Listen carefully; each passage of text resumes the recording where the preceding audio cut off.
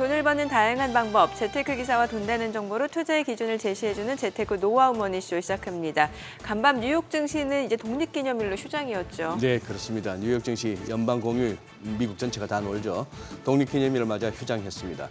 휴장 직전에 S&P 500과 나스닥이 사상 최고치를 경신했던 만큼 이제 휴일을 마치고 돌아왔을 때 계속 강세를 이어갈 수 있을지 주목해 보셔야 되겠습니다. 미국 연준의 금리 인하 기대감이 조금 더 커지는 가운데 유럽의 주요국 증시는 또 일제히 상승으로 마감했습니다. 특히 간밤 실시된 영국 총선에서 노동당이 크게 승리할 것이라는 관측이 또 시장에 훈풍을 불어넣는 그런 양상입니다. 여기 일본과 대만 지수도 어제 또 사상 최고치를 찍었는데요. 일본은 89년도에 그 버블 경제 막바지 지수를 넘어서 고점을 높여가고 있는 상황입니다. 미국 금리 인하 기대감을 동력으로 글로벌 증시가 랠리를 보이고 있는 만큼 우리 시간으로 오늘 밤에 공개될 미국 고용 보고서도 잘 확인해 보셔야 될 것 같습니다. 우리 증시도 어제 특히 삼성전자가 이렇게 관심을 받으며 지수가 또 올랐습니다. 네, 맞습니다. 코스피가 2년 5개월 만에 연고점을 경신하면서 2,820선에 안착했습니다. 삼성전자 그리고 밸류업 관련주들 강세가 이어졌죠. 잠시 뒤 삼성전자의 잠정 실적이 나오는 만큼 또 오늘은 어떤 흐름을 보여줄지 증시타임에서 확인해 보겠습니다. 서울시가 그동안 꽉 막혔던 정비 사업에 다시금 활기를 불어넣는 모습입니다. 답답한 이유들로 차일피일 미뤄졌던 정비 지역들의 통합 심의가 통과가 됐는데요. 당장은 아니더라도 공급에 조금이나마 숨통이 트일 수 있지 않을까 하는 기대가 커지고 있습니다. 네, 그렇습니다. 이번 달에는 서울 강남권을 비롯해 대규모 분양 소식들도 기다리고 있습니다. 이미 일부 지역에서는 흥행 소식도 들려오고 있는데요. 실수요자들의 마음이 더 급해지고 있는 듯합니다. 꼭 살펴야 할 부동산 시장 동향 하우머니에서 자세히 살펴보겠습니다.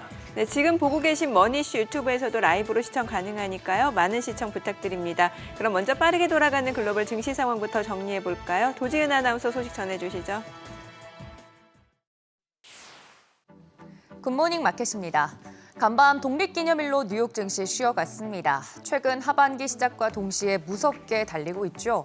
무엇보다 하반기 가장 큰 이벤트는 미 대선일 텐데 함부로 당선 결과를 예측하기보다는 AI를 필두로 달리는 시장에서 바로 다음 스텝으로 우리가 지금 할 수 있고 또 해야 하는 일은 무엇인지 고민해봐야 할 때인 것 같습니다. 연초 이후 S&P 500 기업들의 주가 등락률입니다. 시장을 이끌었던 주인공들 한눈에 확인해 볼 수 있는데요. 먼저 매그니피센트 7 보면 유일하게 올해 약세 기록하고 있는 것이 바로 테슬라입니다. 장기 성장성에 대한 기대감은 유효합니다만 예상보다 높은 수준에 머무르고 있는 국채금리 때문에 그간 주가 반영이 어려웠던 것도 사실입니다. 실적에 대한 증명이 필요한 상황에서 충분히 낮아진 기대치를 상회한 지난 분기 인도량과 또 ESS 모멘텀이 최근 주가를 다시 끌어올리고 있습니다. 월가 애널리스트들도 테슬라에 대한 전망치 조정에 들어간 상황이고요. 시장에서 가장 저평가된 AI 기업이 그간 테슬라였다면 AI 랠리를 이끌었던 주인공은 바로 엔비디아였습니다.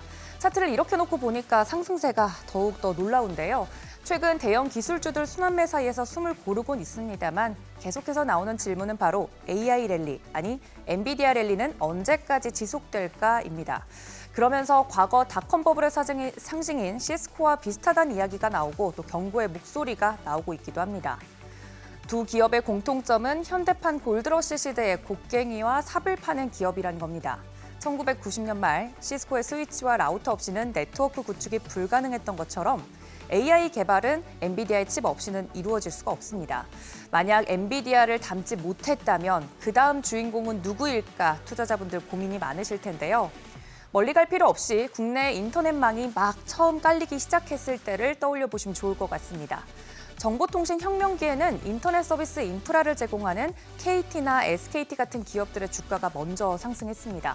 그다음 누구나 인터넷 사용이 손쉬워진 뒤로부터는 추억의 이름입니다. 새로운 기술이나 다음 같은 실질적인 소비 기업의 주가가 폭등하는 양상 보였습니다. 물론 1990년대 IT 소비가 가속화되던 시기와 비교를 하면 AI 사이클 소비는 상대적으로 약한 편이긴 합니다. 아무래도 비용이 높기 때문에 현금 여력이 있는 마이크로소프트나 애플, 메타 등 대형 기술주들만 투자를 하는 구간이기 때문인데요. AI 인공지능이 낯설었던데도 잠시, 이제는 점차 AI 기술을 일상 속에서도 하나씩 만나볼 수 있습니다. 이번 애플이 개발자 회의에서 보여줬던 기능들이 그랬고 테슬라의 자율주행 기술들이 그렇습니다. 이제 막 AI 인프라가 깔리고 있는 상황입니다. 반도체 등 하드웨어 소비가 실질적으로 늘어나고 있는지 확인을 하고 그 다음 스텝으로 샘 올트만이 말하는 것처럼 사람들의 일상을 쥐고 흔들 AI 킬러 앱, 소프트웨어는 무엇일지 단계적으로 주목해 보시면 좋겠습니다. 여기에 하반기 가장 큰 이벤트 역시나 미 대선인데요. 조사기관마다 차이는 있습니다만 지난 26일 토론 이후 트럼프 후보의 우위로 지지율 격차가 확대됐다는 결과가 계속해서 나오고 있습니다. 민주당 내에서는 후보 교체 여론이 꾸준히 언급되고 있는 상황이고요. 이번 주 초에 진행된 여론조사 결과 따르면 바이든이 아닌 민주당 주요 인사들과의 대결에서도 트럼프 후보 우위 흐름 확인이 됐습니다. 민주당 진영의 고민이 높아질 만한 여론조사 결과인데요. 트럼프 시나리오의 금융시장 반영 흐름을 쉽게 벗어나기는 어려운 상황인 것 같습니다. 역사적 데이터를 돌아보면 선거 전까지 주가 강세는 현직 대통령 재선이나 집권당의 정권 연장을 위한 최소한의 필요 조건이라는 걸 알 수 있습니다. 이번 미 대선 후보 두 후보도 모두 당선되면 재선이 되는 매우 특이한 사례이기도 하죠. 전문가들은 그래서 하반기 재선 전까지는 시장 강세를 예상하는 한편 S&P 500을 제외하면 나머지 두 개 지수는 2025년 EPS 성장률이 둔화될 전망입니다. 대선 이후 조정의 빌미가 실적이 될 가능성 염두에 두셔야겠습니다. 본격적인 실적 시즌 곧 돌입할 텐데요. 그에 따른 대비책 이번 주말 사이 세워보시면 좋겠습니다. 굿모닝 마켓이었습니다.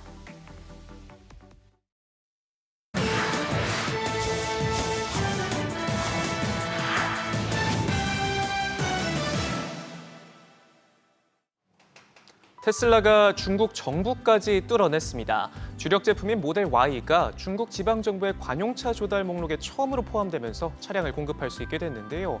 순수 외국 브랜드 중에는 테슬라가 유일하게 이름을 올렸고요. 중국 지리자동차에 매각된 볼보의 XC40을 포함해 나머지 54종은 중국 토종 브랜드가 채웠습니다. 그간 중국 정부기관들은 테슬라와 거리를 두면서 접근을 막아왔는데요. 하지만 끝없는 머스크의 구애가 통했던 걸까요? 지난 4월 직접 중국을 찾은 뒤 곧바로 외자기업 최초로 데이터 안전검사에서 저가 판정을 받아냈고요. 최근 완전 자율주행 FSD 현지 판매도 초읽기에 들어가면서 반등의 신호탄을 쏘아 올렸습니다. 연이은 호재의 테슬라의 주가는 최근 5거래일 만에 25% 넘게 오르면서 올해 삐끗했던 손실분을 모두 상쇄했습니다. 엔비디아가 미국의 대중반도체 수출 통제에도 불구하고 올해 중국 시장에서 역대급 매출을 올릴 것이란 전망이 나왔습니다. 파이낸셜 타임즈는 미국의 규제를 피해 만든 H20 칩이 향후 수개월간 100만 개 이상 출하될 예정이라고 보도했는데요. 금액으로 보면 우리 돈 17조 원에 육박합니다. 이 맞춤형 칩의 성능은 엔비디아의 주력 제품인 H100의 5분의 1 수준이지만 화웨이가 대안책으로 내놓은 칩보다 뛰어난 메모리 성능 덕분에 이마저도 없어서 못 팔 지경이라는데요. 그런가 하면 중국 기업들 역시 암암리에 수출이 금지된 엔비디아 AI 칩을 조달하고 있는데 이 같은 통로를 통해 흘러들어간 칩만 연간 12,500개로 추정됩니다.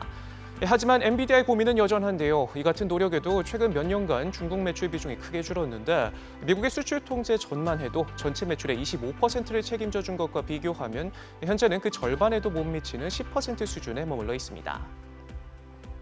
인공지능 공룡으로 거듭나고 있는 중국이 역대 최대 규모의 AI 행사를 개최했습니다. 상하이에서 열리고 있는 2024 세계 인공지능 대회 WAIC는 올해로 6회째를 맞이했는데요. 이번 행사에는 역대 가장 많은 500곳의 업체가 참가해 문전성시를 이뤘고요. 선보이는 제품도 가장 많습니다. 중국의 첫 휴머노이드 로봇 텐공도 이곳에서 최초로 공개되고요. 상하이 데일리에는 로봇들이 중국 고전 무용 천수관음을 추는 영상도 올라오면서 기대감을 키웠습니다. 중국은 최근 세계에서 AI 영향력을 빠르게 키워나가고 있습니다. 이달 1일 열린 유엔 총회에서는 140여 회원국이 중국 주도의 AI 결의안을 채택하기도 했는데요. 인공지능 관련 거버넌스 논의가 이뤄질 때 기반이 될 유엔 결의안을 주도했다는 점에서 주목할 만하고요. 또 지난 10년 동안 중국은 3만 8천 건이 넘는 생성형 AI 관련 특허를 출원했는데 같은 기간 6천여 건으로 2위를 차지한 미국과 비교해봐도 6배가 넘을 정도로 압도적인 확장세를 보여주고 있습니다. 동남아시아 점유율 1위를 기록 중인 중국 비아디가 태국 공장을 완공하고 시장 장악에 박차를 가하고 있습니다. 이곳에서 연간 15만 대를 생산할 예정인데요. 비아디는 현지 생산을 개시한 데 이어서 곧장 공격적인 할인 카드까지 꺼내들었습니다. 현재 비아디의 태국 전기차 시장 점유율은 46%로 압도적이고요. 이 범위를 중국 업체 전체로 늘리면 점유율은 80%에 육박합니다. 태국뿐만 아니라 동남아 전체 시장에서도 중국의 약진이 두드러지는데요. 테슬라가 4%로 고전하고 있는 반면 비아디의 점유율은 47%에 달하고요. 10대 중 7대는 중국 브랜드가 차지하고 있습니다. 지금까지 글로벌 비즈였습니다. 어쨌든 이슈가 있었던 업종 살펴보는 기업 이슈 시간입니다. 어제 코스피는 반도체주, 저PBR주 등의 상승세에 힘입어 약 2년 반 만에 최고치를 기록했는데요. 어떤 이슈들이 나왔는지 살펴보겠습니다. 어제 삼성전자의 엔비디아 납품 기대감이 재차 살아났습니다. 장 초반 일부 국내 언론이 삼성전자가 엔비디아 HBM3 퀄 테스트 승인을 받았다고 보도한 가운데 삼성전자는 사실이 아니라고 밝혔지만 기대감은 꺼지지 않았는데요. 실제로 송재혁 삼성전자 디바이스 솔루션 부문 최고기술 책임자는 전날 취재진과 만나 엔비디아에서 진행 중인 HBM 품질 테스트와 관련해 좋은 결과가 있을 것이라고 말했습니다. 아울러 삼성전자 DS 부문은 HBM 개발팀을 신설해 HBM 강화 카드를 꺼내 들었습니다. 그동안에는 HBM 개발 관련 팀이 여러 개로 나뉘어 있었는데 이를 하나로 통합한다는 골자고요. 또 HBM 역량 강화를 위해서 패키징 산업을 담당하는 어드밴스드 패키징 사업팀도 전영현 DS 부회장 직속으로 배치해 기술을 끌어올리겠다는 의지로 풀이됐습니다. 이렇게 삼성전자가 HBM 판세 뒤집기에 칼을 갈자 삼성전자 주가뿐만 아니라 HBM 관련주도 함께 강세를 보였는데요. 오로스 테크놀로지가 20.09%, 또 이오테크닉스가 15.01% 올랐고요. 이어서 DI와 삼성전자가 각각 11.35%, 3.42% 올랐습니다. 정부가 추진해온 기업 밸류업의 핵심이라 할 수 있는 세제 혜택 방안이 일부 공개됐습니다. 정부가 하반기 경제정책 방향을 발표하면서 함께 공개했는데요. 먼저 정부는 밸류업 공시기업이 배당과 자사주 수각 등 주주환원 증가 금액이 직전 3년 대비 5%를 넘으면 추가분에 대해 법인세 5% 세액 공제해 주기로 했습니다. 또한 정부는 2천만 원 이하 배당 소득에 대한 세율은 14%에서 9%로 낮추고 2천만 원 초과분에 대해서는 최고 세율도 45%에서 25%까지 낮춘 별도 세율을 적용하기로 했습니다. 마지막으로 OECD 회원국 가운데 유일하게 최대주주에 20%의 경영권 프리미엄이 적용되는 최대주주 할증 평가도 폐지됩니다.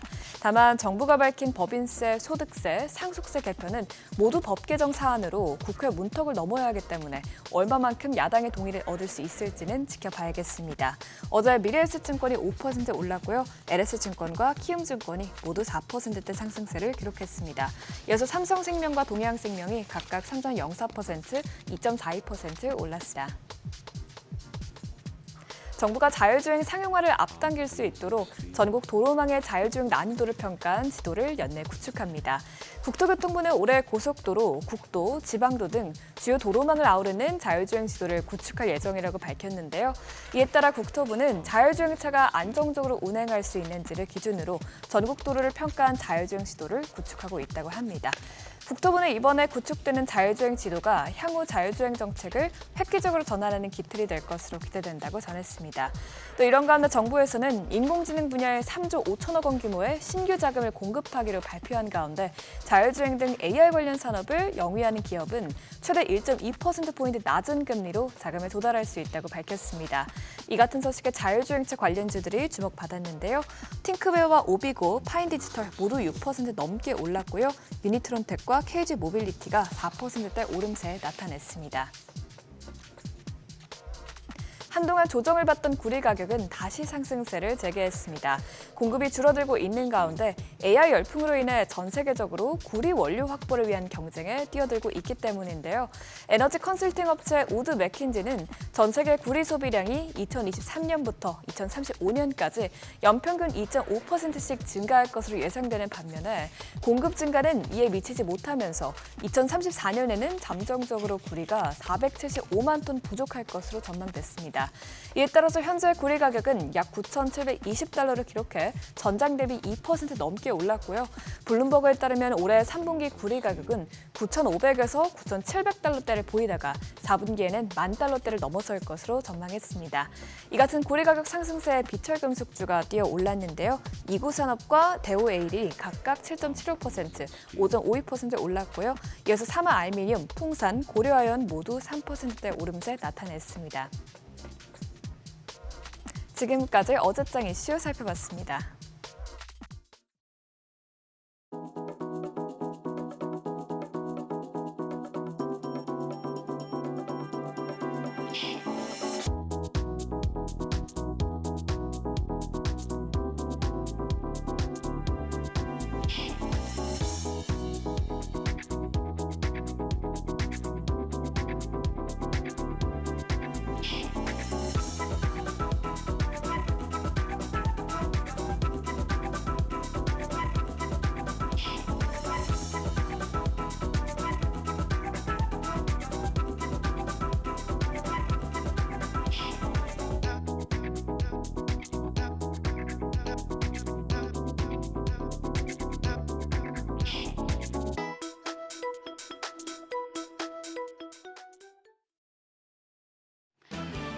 코스피가 연고점을 다시 한번 경신했습니다. 인덱스 차원의 시장의 대표 주자인 삼성전자가 초강세를 보인 영향이었습니다. 삼소공, 삼성전자가 쏘아올린 공에 업종 전반에 활기가 돌았습니다. 삼성전자는 오늘 잠정 실적 발표도 예정돼 있어 기대가 모아지는데요. 시장 먼저 복귀하시죠. 어제 코스피가 1.11% 오른 2,824.94포인트로 2,800선 돌파는 물론 10거래일 만에 연고점을 재차 경신했습니다. 시가총액은 2년 10개월 만에 2,300조 원을 넘어섰습니다. 코스닥 지수도 0.56% 올라서 840선을 기록했습니다. 수급 상황 보시죠. 유가증권 시장에서 메이저 주체들의 수급 상황이 굉장히 우호적이었습니다. 기관이 1조 1,000억 원 넘게 강력한 매수세를 시연했고 외국인도 현물은 3,000억 원대, 선물은 1조 8천억 원대의 초강력 사자 포지션을 취했습니다. 개인만 차익 실현에 나서며 1조 4천억 원대의 매도 우위를 기록했습니다. 코스닥 시장에서도 외국인은 매수세를 시연했습니다. 206억 원 순매수. 여기서는 개인 투자자가 54억 원의 소폭의 매수 포지션 취했고요. 기관만 215억 원 팔자세 나타냈습니다. 시가총액 상위 종목 마감 상황입니다. 유가증권 시장 시총 상위권 10위권 내에서는 8개 종목이 상승부를 켰습니다. 다만 반도체의 투톱은 엇갈린 모습이었죠. 삼성전자가 3.42% 급등해 84,600원, 2달 만에 가장 높은 상승률을 기록하며 신고가 근처까지 치솟았습니다. HBM3 테스트 통과 보도에 회사가 사실이 아니라고 해명했음에도 최근에 DS 부분 CTO가 퀄 테스트 관련 자신감을 드러내면서 주가는 시원하게 오르는 모습이었고요. 반면에 올해 60% 넘게 올랐던 SK하이닉스에게는 이게 단기적인 악재 요인으로 인식되면서 2.54% 급락했습니다. 코스피 시총 1위 기업은 지수 상승 기여도 1등이었는데 이제 2위 기업은 꼴찌에 랭크되는 모습이었습니다. 한편 세제 관련 혜택 기대감이 이어지면서 금융주가 좋았는데요. KB금융이 장중에 연 이틀 신고가를 달성했습니다. 종가는 1.78% 올라서 85,900원이었습니다. 그 밖에 현대차와 기아, 셀트리온, 포스코홀딩스 모두 1% 내외의 강세 흐름 나타냈습니다. 코스닥 시장에서는 HLB가 가남 신약의 미국 식품의약국 FDA 승인을 재추진한다는 소식에 전 거래일 상한가에 이어서 7% 가까이 또 올랐습니다. 더불어서 에코프로와 엔캠, 리노공업이 강세 기록했고 HPSP는 낙폭 과대에 7거래일 만에 2% 넘게 반등했습니다. 반면에 에코프로비엠과 알테오젠, 셀트리온 제약이 약세였고요. 클래시스도 2% 넘는 조정을 받았습니다. 어제 정규장 마감 시간에 환율은 급락했습니다. 미국의 국채금리 안정과 금리 인하 기대에 10원 20전 급락한 1,380원 40전을 나타냈습니다. 역외 환율 역시 1,380원 선이어서 오늘 외환시장은 다소 잔잔하게 출발할 가능성이 높겠습니다. 오늘 시장의 관건은 삼성전자와 LG전자의 잠정 실적 발표입니다. 2분기 어닝 시즌의 신호탄이 될 텐데 삼성전자가 이번 실적 발표를 기점으로 하반기에 10만 전자 고지에 오를 수 있을지 관심이 모아지고 있습니다. 금융정보업체 FN가이드에 따르면 최근 한 달 새 증권사가 제시한 삼성전자의 2분기 영업이익 컨센서스 평균치는 8조 2,236억 원입니다. 전년 동기 대비해서 1,130% 정도 증가할 것으로 추정이 되고 있습니다. 8조 2천억 원이나 BNK투자증권이나 현대차증권이 전망한 한 8조 4천억 원에서 8조 6천억 원 정도의 실적이 나온다면 삼성전자의 주가 아웃퍼폼이 기대되는 상황입니다. 그리고 삼성전자가 잘 가기 시작하면 인덱스 레벨의 업사이드도 훨씬 높아지겠습니다. 삼성전자 잠정 실적 발표에 삼성전자 반도체 생산에 필요한 삼성전자향 반도체 소부장 종목들도 덩달아서 주목받을 수 있겠는데요. 이오테크닉스와 DI, TFT, 원익 IPS의 주가 흐름도 오늘장에서 체크하시길 바랍니다. 개장 전 오늘장에 영향을 줄 이슈들 살펴보시죠. 오늘 장중에 일본의 5월 가계 지출이 발표가 되고 밤에는 미국의 6월 고용 보고서 그리고 프랑스 의회 조기 총선 2차 투표가 이루어집니다. 이건 우리 장 마감 이후에 나오는 결과들이기 때문에 장중에는 삼성전자와 LG전자의 잠정 실적의 영향을 더 크게 받겠습니다. 어제 시간의 거래에서는 HLB그룹주와 비만치료제 관련주가 강했습니다. HLB의 자회사인 바이오스퀘어가 식품의약품안전처로부터 호흡기 세포융합 바이러스 체외 진단 의료기기인 퀀터 패키지 품목 허가를 받았다는 소식에 HLB 파나진과 HLB 생명과학 모두 올랐습니다. 그리고 비만 치료제 관련주도 좋았는데요. 비만 치료제 시장이 오는 2028년 180조 원 규모로 성장할 것으로 예상되는 가운데 삭센다에 대한 특허가 올해 만료된다는 소식도 전해졌기 때문인데요. 블루엠텍과 대봉 LS가 강세 기록했습니다. 한 주의 마지막 거래일입니다. 우리 시장은 2분기 어닝 시즌에 첫 발을 뗀 텐데요. 과연 삼소공, 삼성전자가 또 한 번 상승이라는 공을 쏘아 올릴지 지켜보시죠. 어제장 오늘장이었습니다.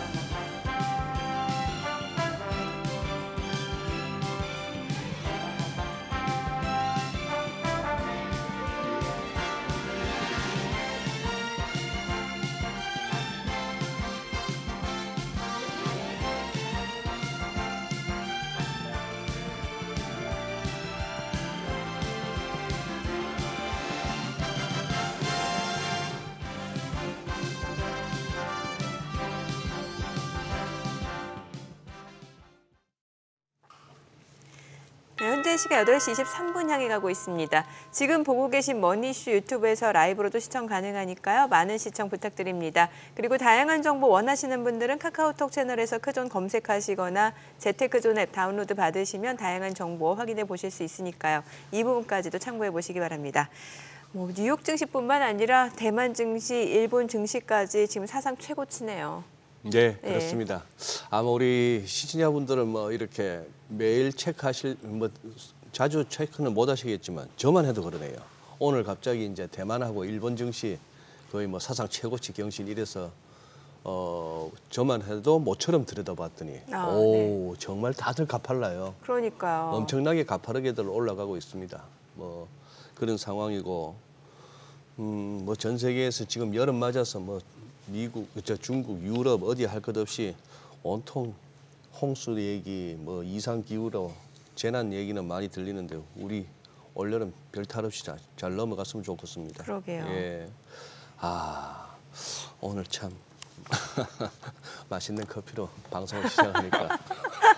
네, 바로 모셔보도록 하겠습니다. 대신증권 리서치센터 문남중 수석 연구위원 함께합니다. 어서 오세요. 어서 오세요, 네, 문희 안녕하세요. 원님. 네, 아니 커피 감사합니다. 네. 우리 한 달에 한 번씩 나와주신 우리 문희 의원께서 지난번에 6월 FOMC 네. 금리 인하 가능성에 베팅을 하셨다가 네. 우리 또 커피를 내셨는데 우리 20잔을 쏘셨어요. 20잔을 쏘셨습니다. 우리 제작진 전부 오늘 막 시원하게 한번 네. 아침을 시작합니다. 네.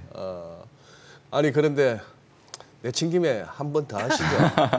네. 이제 7월 30일, 네. 31일 그 화수 7월 말 이틀 동안 또 7월 FOMC입니다만 문 의원님이 그러셨잖아요. 빠르면 6월, 늦어도 7월에는 금리 인하한다 연준이. 네. 지금 뭐 금리 인하 기대감이 글로벌 시장에 아주 확산되는데 그 전망 유효하십니까? 네, 저는 변한 거가 없고요. 오히려 최근에 확신을 더 많이 갖고 있는 상황이에요. 그래요? 예, 최근에 발표되는 미국 경제 지표를 보면 고용도 그렇고 물가도 그렇고 네. 과거 연준이 금리 인하를 단행하기 전에 만들어졌던 투자 환경을 충족하는 결과들이 계속 나오고 있기 때문에 오히려 저는 시간이 지날수록 7월 FOMC 때 25bp 금리 인하 한다라는 좀 확신을 좀 가지고 있는 상황이라서 한 번 더. 금리 인하하면 한 번 네. 더 하면은 네, 한번 소장님은 이제 커피 30잔? 아니 그 너무 공격적인 전망 아니세요? 지금 뭐 페드 네. 워치를 보나 뭐를 보나 네. 또 연준 관계자들 발언을 보나 네, 7월 네. 그래서 하시는 거예요? 그걸 한번 하시죠. 소장님은 30잔, 문 의원님 20잔 한 번 더 하시고 저는 소장님은 30잔. 오케이. 네, 저는 알겠습니다. 그동안 원래 500, 7월에 500? 못 한다. 네. 저는 연준 못 한다. 네, 문 네. 의원님은 하신다. 한다. 네. 오케이 콜. 던입니다. 사실 이제 저는 22의 통화 정책을 좀 염두에 둘 필요가 있다라고 생각을 해요. 언제 22 통화 정책에 22 통화 정책 회의? 네. 그러니까 22가 올해 4월달에 금리 인하 하려고 하다가 사실 연준의 금리 인하 시점이 9월로 이제 후퇴될 수 있다는 여론이 좀 만연하다 보니까 그때 못했거든요. 그리고 나서 다음번 통화 정책 회의를 통해서는 금리 인하 하겠다는 얘기를 공개석상에서 많이 하고 다녔죠. 라가르드 총재가. 네. 그러니까 그런 수순인 것 같아요. 그러니까 최근에 파월 연준 의장이 얘기하는 걸 들어보면 좀 재밌어요. 그러니까 5월 소비자 물가는 6월 FOMC 때 전혀 반영되지 않은 상황이고요. 그때 당시만 해도 공개석상에서 물가 관련된 얘기를 안 하다가 5월 PC가 5월 CPI 전체를 따라갔거든요. 전년 동월 대비, 전월 대비 모두 전월치와 예상치를 하회하는 부분. 이거는 팬데믹 이후에 처음 나타난 거예요. 그렇기 때문에 최근 들어서 자꾸만 파월 연준 의장이 미국이 디스인플레이션에 해결을 하고 있다라는 발언들을 많이 하고 있어서 예, 예. 그래서 저는 이런 얘기들을 좀 듣다 보면 연준 내에서도 지금 좀 금리 인하 시점에 대한 외부의 어떤 따가운 시선에 대해서 부담을 많이 느끼고 있는 것 같고 실질적으로 지금 발표되고 있는 ISM 제조업이나 ISM 서비스업 지수가 지금 모두 이 축구면 들어가 있고요. 그리고 최근에 발표되고 있는 고용지표 관련된 것들, 5월 졸트, 구인 건수나 6월 ADP 민간 고용자 수 대부분이 이제 고용 시장이 냉각되고 있다는 부분들을 좀 확인해주고 있기 때문에 네. 저는 고용과 물가 지표 결과를 놓고 본다고 하면 7월 FOMC 분명히 한 번 정도 금리 인하할 여지가 있다라고 생각합니다. 근데 지금 우리 문 의원님의 그 7월 인상 가능이라는 게 굉장히 그 공격적이라는 것은 좀 전에 나왔던 페드워치 표에도 보시면 네네. 시장에서는 91%의 확률로 7월은 동결하고 넘어갈 것이다. 네네. 이제 9월 정도 네. 가서 할 것이다 하는 것이고 또 그런 얘기들도 있어요. 굉장히 뭐 정치적일 수밖에 없는 연준의 의사결정이 될 텐데 지금 이러나 저러나 어쨌거나 트럼프 전 대통령이 조금은 앞선다고 보고 있는데 또 트럼프 대통령이 연초부터 했는 말이 있잖아요. 연준도 특히 파월 의장도 굉장히 정치적이라서 아마 저 바이든 도우려고 금리 인하 하려고 막 나설 거야 하는데 좀 껄쩍지근하지 않을까요? 시기적으로 금리 인하기에. 이 부분 관련해서 제가 이거는 제 그냥 개인적인 생각이거든요. 네네. 사실 올해 미국 대선 트럼프가 당선된다고 하면 특히 상원과 하원을 모두 이제 공화당이 가지고 가면 레드 웨이브를 달성하기 이제 때문에 레드 스윕. 네. 파월 연준 의장은 사실 임기가 2026년 5월까지이지만 그 이전에 아웃될 여지가 상당히 높아져요. 이미 이 부분을 공개석상에서 트럼프가 말을 하고 다니기 때문에 말씀하신 것처럼 파월 연준 의장도 밥벌이잖아요. 예, 예. 그렇죠. 그렇기 때문에 이제 상대적으로 좀 약간 본인이 할 수 있는 여력은 제가 보기에는 이번 달에 이제 공화당 그 전당대회가 미러키에서 7월 15일에서 7월 18일 4일 동안 열리게 되는데 아마 그리고 나서 이제 7월 FOMC가 있기 때문에 파월 연준 의장이 트럼프와 공화당을 한번 이렇게 쇼크를 줄 만한 이제 충격을 가할 수 있는 요법은 이번 달 말에 금리 인하하는 것도 상당히 생각해 볼 수 있는 부분이라고 저는 그래요? 생각해요. 오히려 네. 역으로. 네. 트럼프가 당선될 경우에는 본인의 자리를 네. 지키기 쉽지 않으니까 그렇죠. 미리 선제적으로 네, 선제적으로. 이제 이거는 문남중 네, 저의 연구위원님의 개인적인 뷰. 생각입니다. 네. 예. 그리고 이제 네. 명분이 있어야 되잖아요. 네. 일단은 뭐 물가가 잡혔다라는 명분이 있거나 아니면은 경기가 좀 많이 둔화되고 있다. 그러니까 냉각되기 전에 빨리 좀 선제적으로 금리 인하를 해야 되는 명분이 있어야 되잖아요. 둘 중에 어느 쪽이라고 보시는 거예요?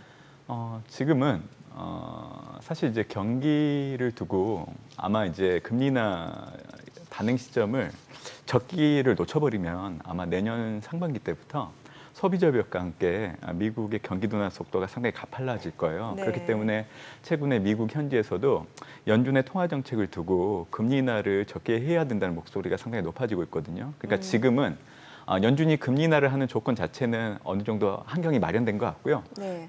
이 다음 구간, 그러니까 미국의 어떤 경기 침체에 대한 부분들에 대한 시선이 옮겨가고 있는 시점이기 때문에 저는 오히려 이 부분들에 대해서 좀 염두에 둘 필요는 있다고 생각하고 있습니다. 네. 그럼 금리가 인하되면은 어찌 됐건 금융시장에서는 또 한 번 좀 유동성의 힘으로 더 올라갈 수 있는 여지가 충분히 있겠네요. 그렇죠. 그리고 지금 미국은 장기 금리를 좀 낮추려고 하는 환경을 마련하려고 정책을 쓰고 있어요. 그러니까 재무부 같은 경우에는 5월 29일부터 7월 말까지 이번 달 말이 되겠죠. 국채 바이백 시행하는데 규모가 약 150억 달러 규모 정도 되는 거고요. 매주 한 차례 정도 시행을 하고 있습니다. 그리고 연준 같은 경우에는 6월 달부터 QT 속도 조절을 하고 있는데 모두 채권 시장에 대해 유동성을 공급하는 정책이라서 사실 장기 금리 안정을 도모하는 정책이라고 보시면 돼요. 예. 그래요. 지금 뭐 미국은 워낙 잘 가고 있고 네네. 그동안 매일매일 체크했는데 어제 쉬었으니까요. 문 대만하고 의원님 지금 대만하고 일본 모처럼 한번 네. 회자되기 시작하는데 네. 어떻게 보고 계세요? 지금 이쪽 양쪽 시장 랠리는. 네. 대만과 한국은 사실 네. 이제 수출 증가율을 가지고 이 지수 흐름을 예측하는 게 가장 정확한 것 대만하고 같아요. 우리나라. 예. 네. 그래서 이제 저는 항상 글로벌 반도체 가격 동향하고 해당 국들의 월별 수출 증가율을 항상 확인하거든요. 일단 지난해 10월달 시작된 글로벌 반도체 디램 현물 가격이 상승하기 시작을 했고 최근 들어서 그 압력이 좀 높아지고 있는 부분들이 있어요. 그러니까 두 가지 조건 중에 하나는 충족을 한 거죠. 그리고 대만 같은 경우에는 월별 수출 증가율을 놓고 봤을 때 올해 1분기 때 약간 부침은 있었지만 2분기 접어들면서는 다시금 상방 압력이 높아지는 부분들이 반도체보다는 IT 기기 전반으로 확산되면서 나타나고 있기 때문에 그래서 대만 주가가 최근에 상당히 좋잖아요. 근데 이 흐름들은 아마 계속 갈 여지는 있다라고 보고 있어서 아마 우리나라 증시도 지금 3천 넘어갈 여지에 대한 목소리가 많이 커지고 있잖아요. 네네. 그런 분위기랑 사실 좀 비슷한 것 같고 코스피가 앞으로 가는 방향을 보여주는 어떤 복선 역할을 해주는 게 대만 증시라고 생각을 하고 있어요.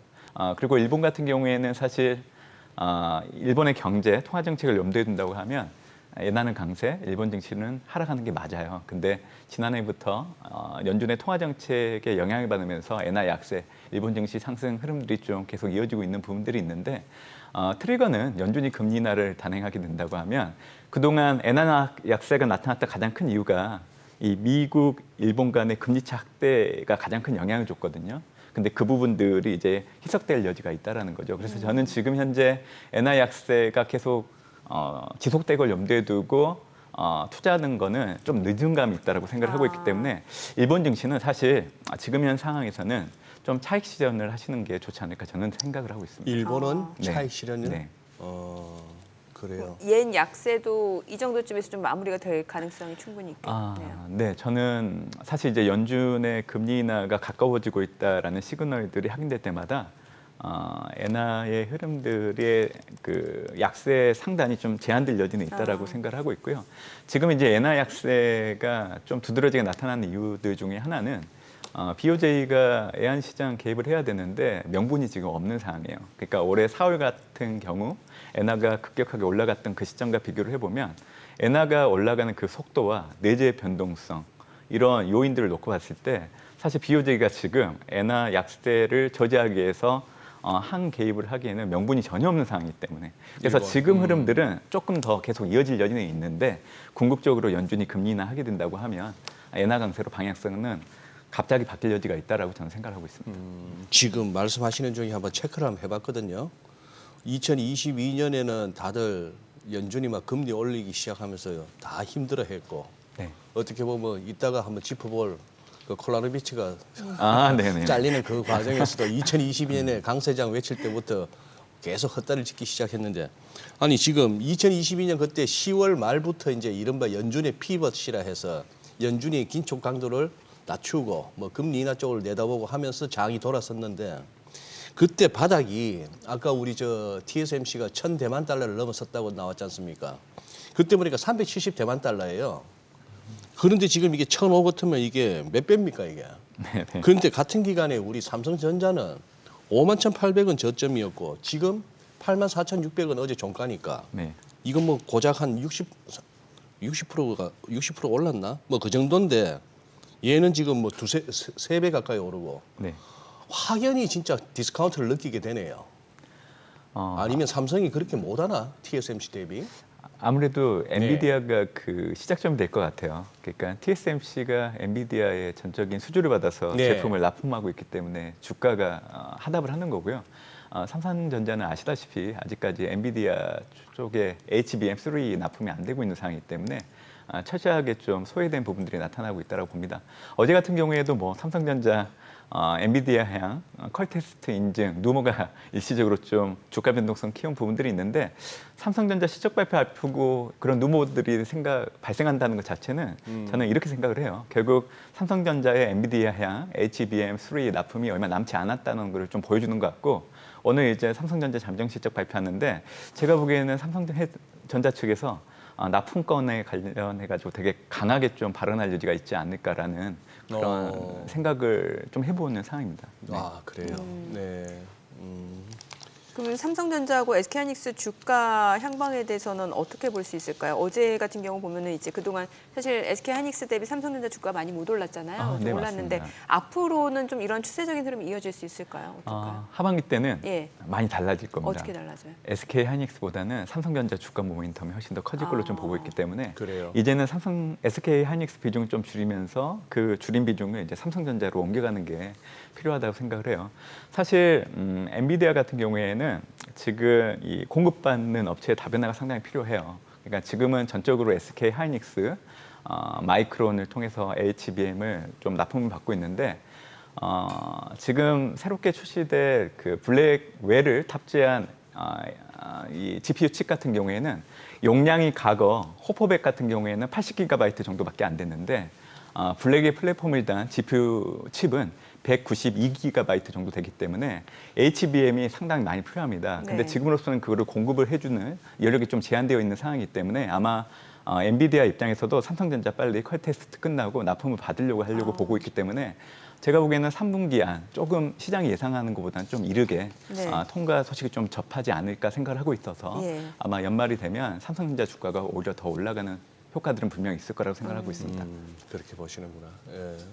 우리 문 의원님도 제가 보기에는 저 글로벌 증시나 미국 주식 관련해서 국내 이렇게 운용 쪽이든 전략 쪽이든 간에 그 가장 강세론 자가 어떻게 보면 우리 수요일 날 출연하시는 유동원 본부장이시고 네. 우리 또 국내 증시에 관해서는 우리 문 의원께서도 상당히 이렇게 낙관론 내지는 기회를 계속 보자 이런 네. 이제 말씀을 해오셨어요. 지금 이제 제가 한 두 가지 정도를 질문을 하겠습니다. 네. 이제 문 의원님의 이제 반론을 한번 듣기 위해서 네네. 이제 슬슬 나오는 네. 잘 가다 보니까 이제 불안해서 나오는 얘기예요. 네.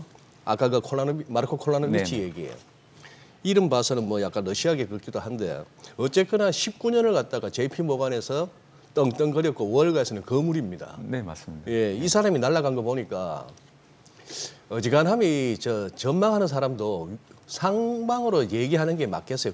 그거 틀린다고 잘린 사람은 없는데 네. 많이 빠진다고 강하게 주장했다가 안 맞으면 잘리더라고요. 그렇죠.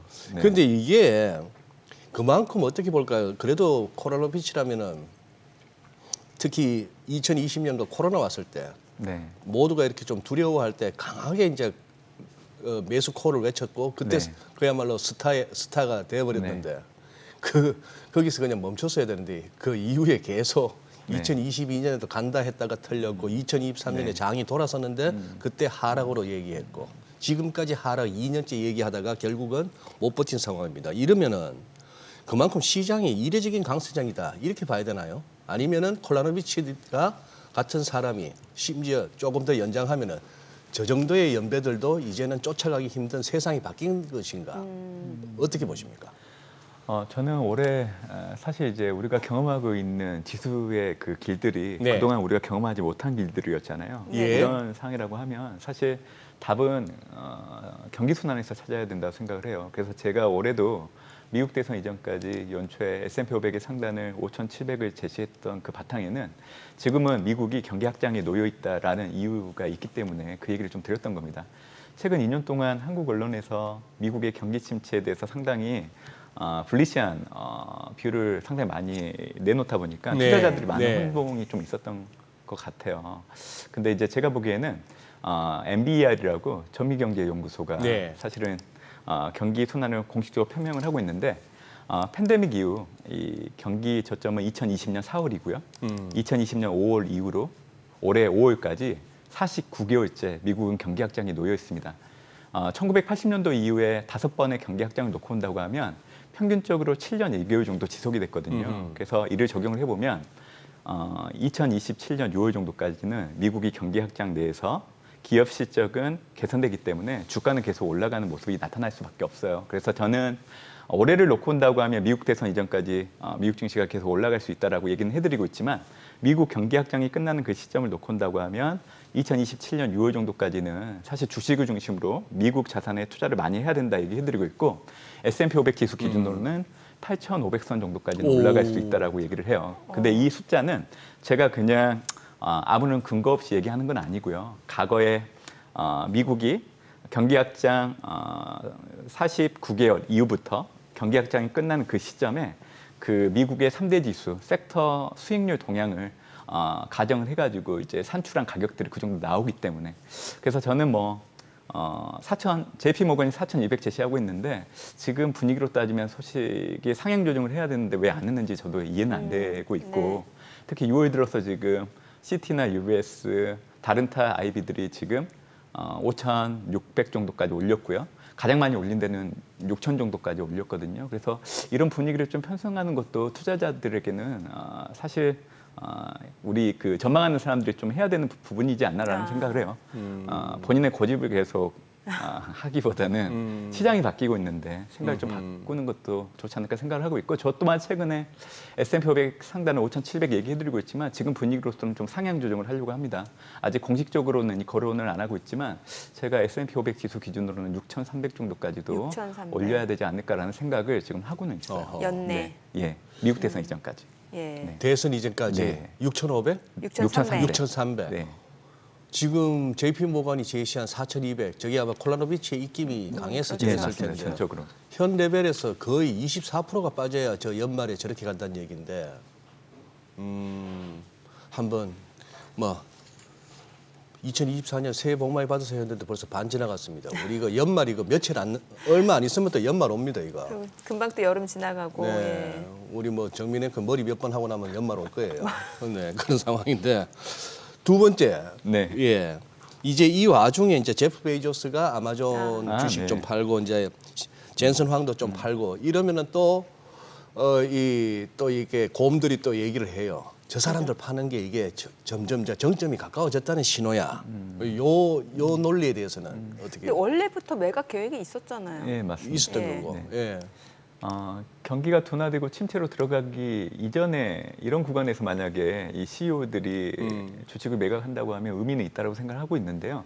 지금처럼 미국 경기가 확장 국면에 놓여 있고 대표적으로 이제 엔비디아 같은 경우에는 반도체 업황 자체가 지난해 4분기 때 상승 국면에 진입을 해서 앞으로 내년 보수적으로 봐도 3분기 정도까지는 업황 자체가 상승 국면에 놓여 있는 상황 하에서 이제 주식을 매각하는 거기 때문에 저는 큰 의미를 둘 필요는 없습니다. 개인분들도 투자하시다가 급한 생활 자금이 좀 필요하시면 주식을 먼저 파시는 경우도 있잖아요. 맞아요. 그러니까 제가 보기에는 예. 개인적인 어떤 예.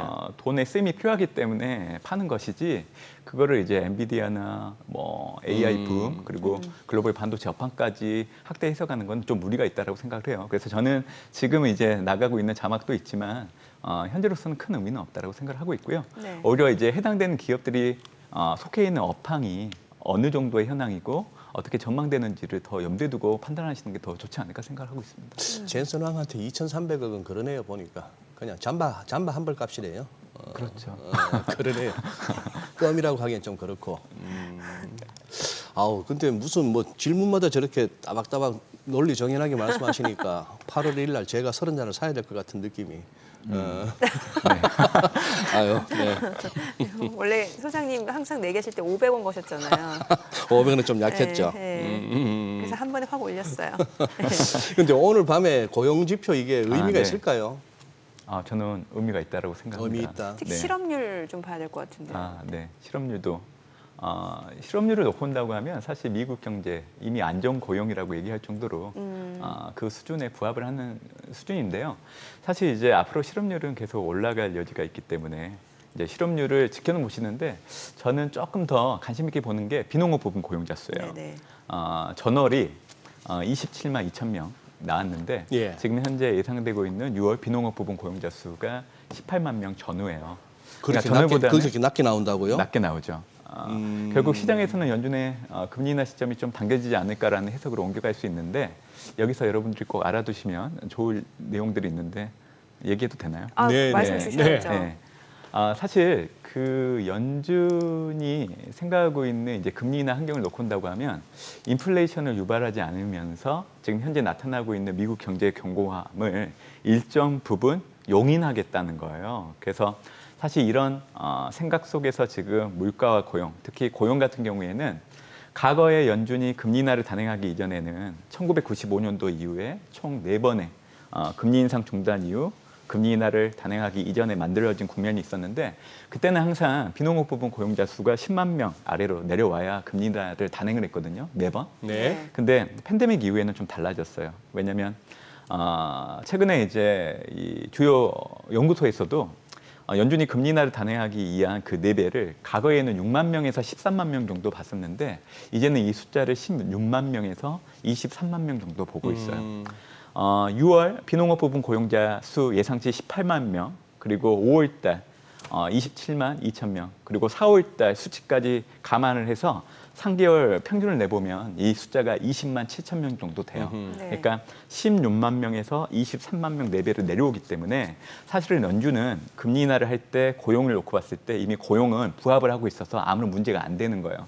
그렇기 때문에 이번 오늘 밤 발표되는 6월 고용 지표, 특히 비농업 부분 고용자 수 상당히 중요하다 보고 있고 시간당 평균 임금 역시 전월에는 네. 4.1이었는데 이게 3.9로 내려가거든요. 그렇기 때문에 물가 지표, 5월 CPI, 5월 PC, 그리고 이제 6월 고용 지표 모두 연준이 금리 인하 할 수 있는 선결 조건에 부합을 하고 있고 그리고 이번 달 남아 있는 11일 6월 소비자 물가 네네. 그리고 26일 6월 PC 결과를 확인하게 된다고 하면 아마 확인할 때마다 시장의 생각들은 많이 달라질 거예요. 그래서 7월 금리 인하 확률도 높아질 겁니다. 왜 연구위원님이 네. 7월 달 금리 인하 가능성을 높게 점치는지 그 이유를 좀 설명해 주셨는데 오늘 이제 삼성전자 잠정 실적이 발표가 됐어요. 지금 엄청나네요. 영업이익이 10조 4천억 원.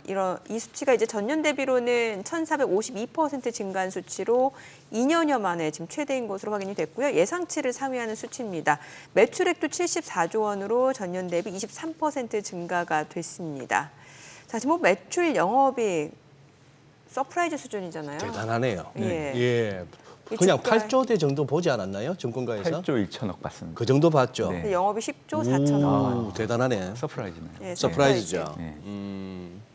주가도 정직하게 반응해줘야 되는데 일단 호가는 1% 상승이 예상이 돼요. 1% 상승. 예, SK하이닉스는 좀 하락이 예상되고요. 결국 외국인들이 꾸준하게 매집한 그게 있구만요. 보니까. 네네. 그러네. 예. 개장 이후에 삼성전자 굉장히 궁금해집니다. 저는 이제 궁금해지는 게 사실 그동안 국내 증시에서 네. SK하이닉스하고 이제 엔비디아 밸류체인 그리고 한미반도체 이런 쪽 움직임이 강했잖아요. 네. 그러면 이제 삼성전자를 필두로 조금 다른 쪽이 움직일 수도 있는 거예요?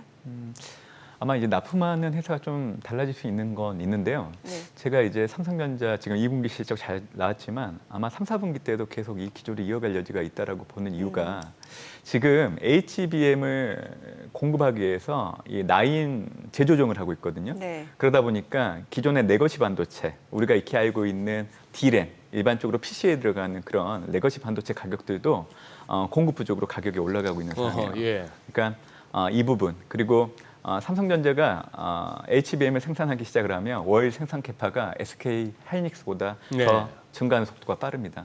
그렇기 때문에 이제 하반기 때는 SK 하이닉스보다는 삼성전자를 주목을 해야 된다는 얘기가 나오는 것 같아요. 그래서 주가 역시 과거에는 잠정 실적 발표하고 나서 아무리 서프라이즈가 나온다고 하더라도 주가는 떨어졌거든요. 예. 근데 이번엔 다를 거예요.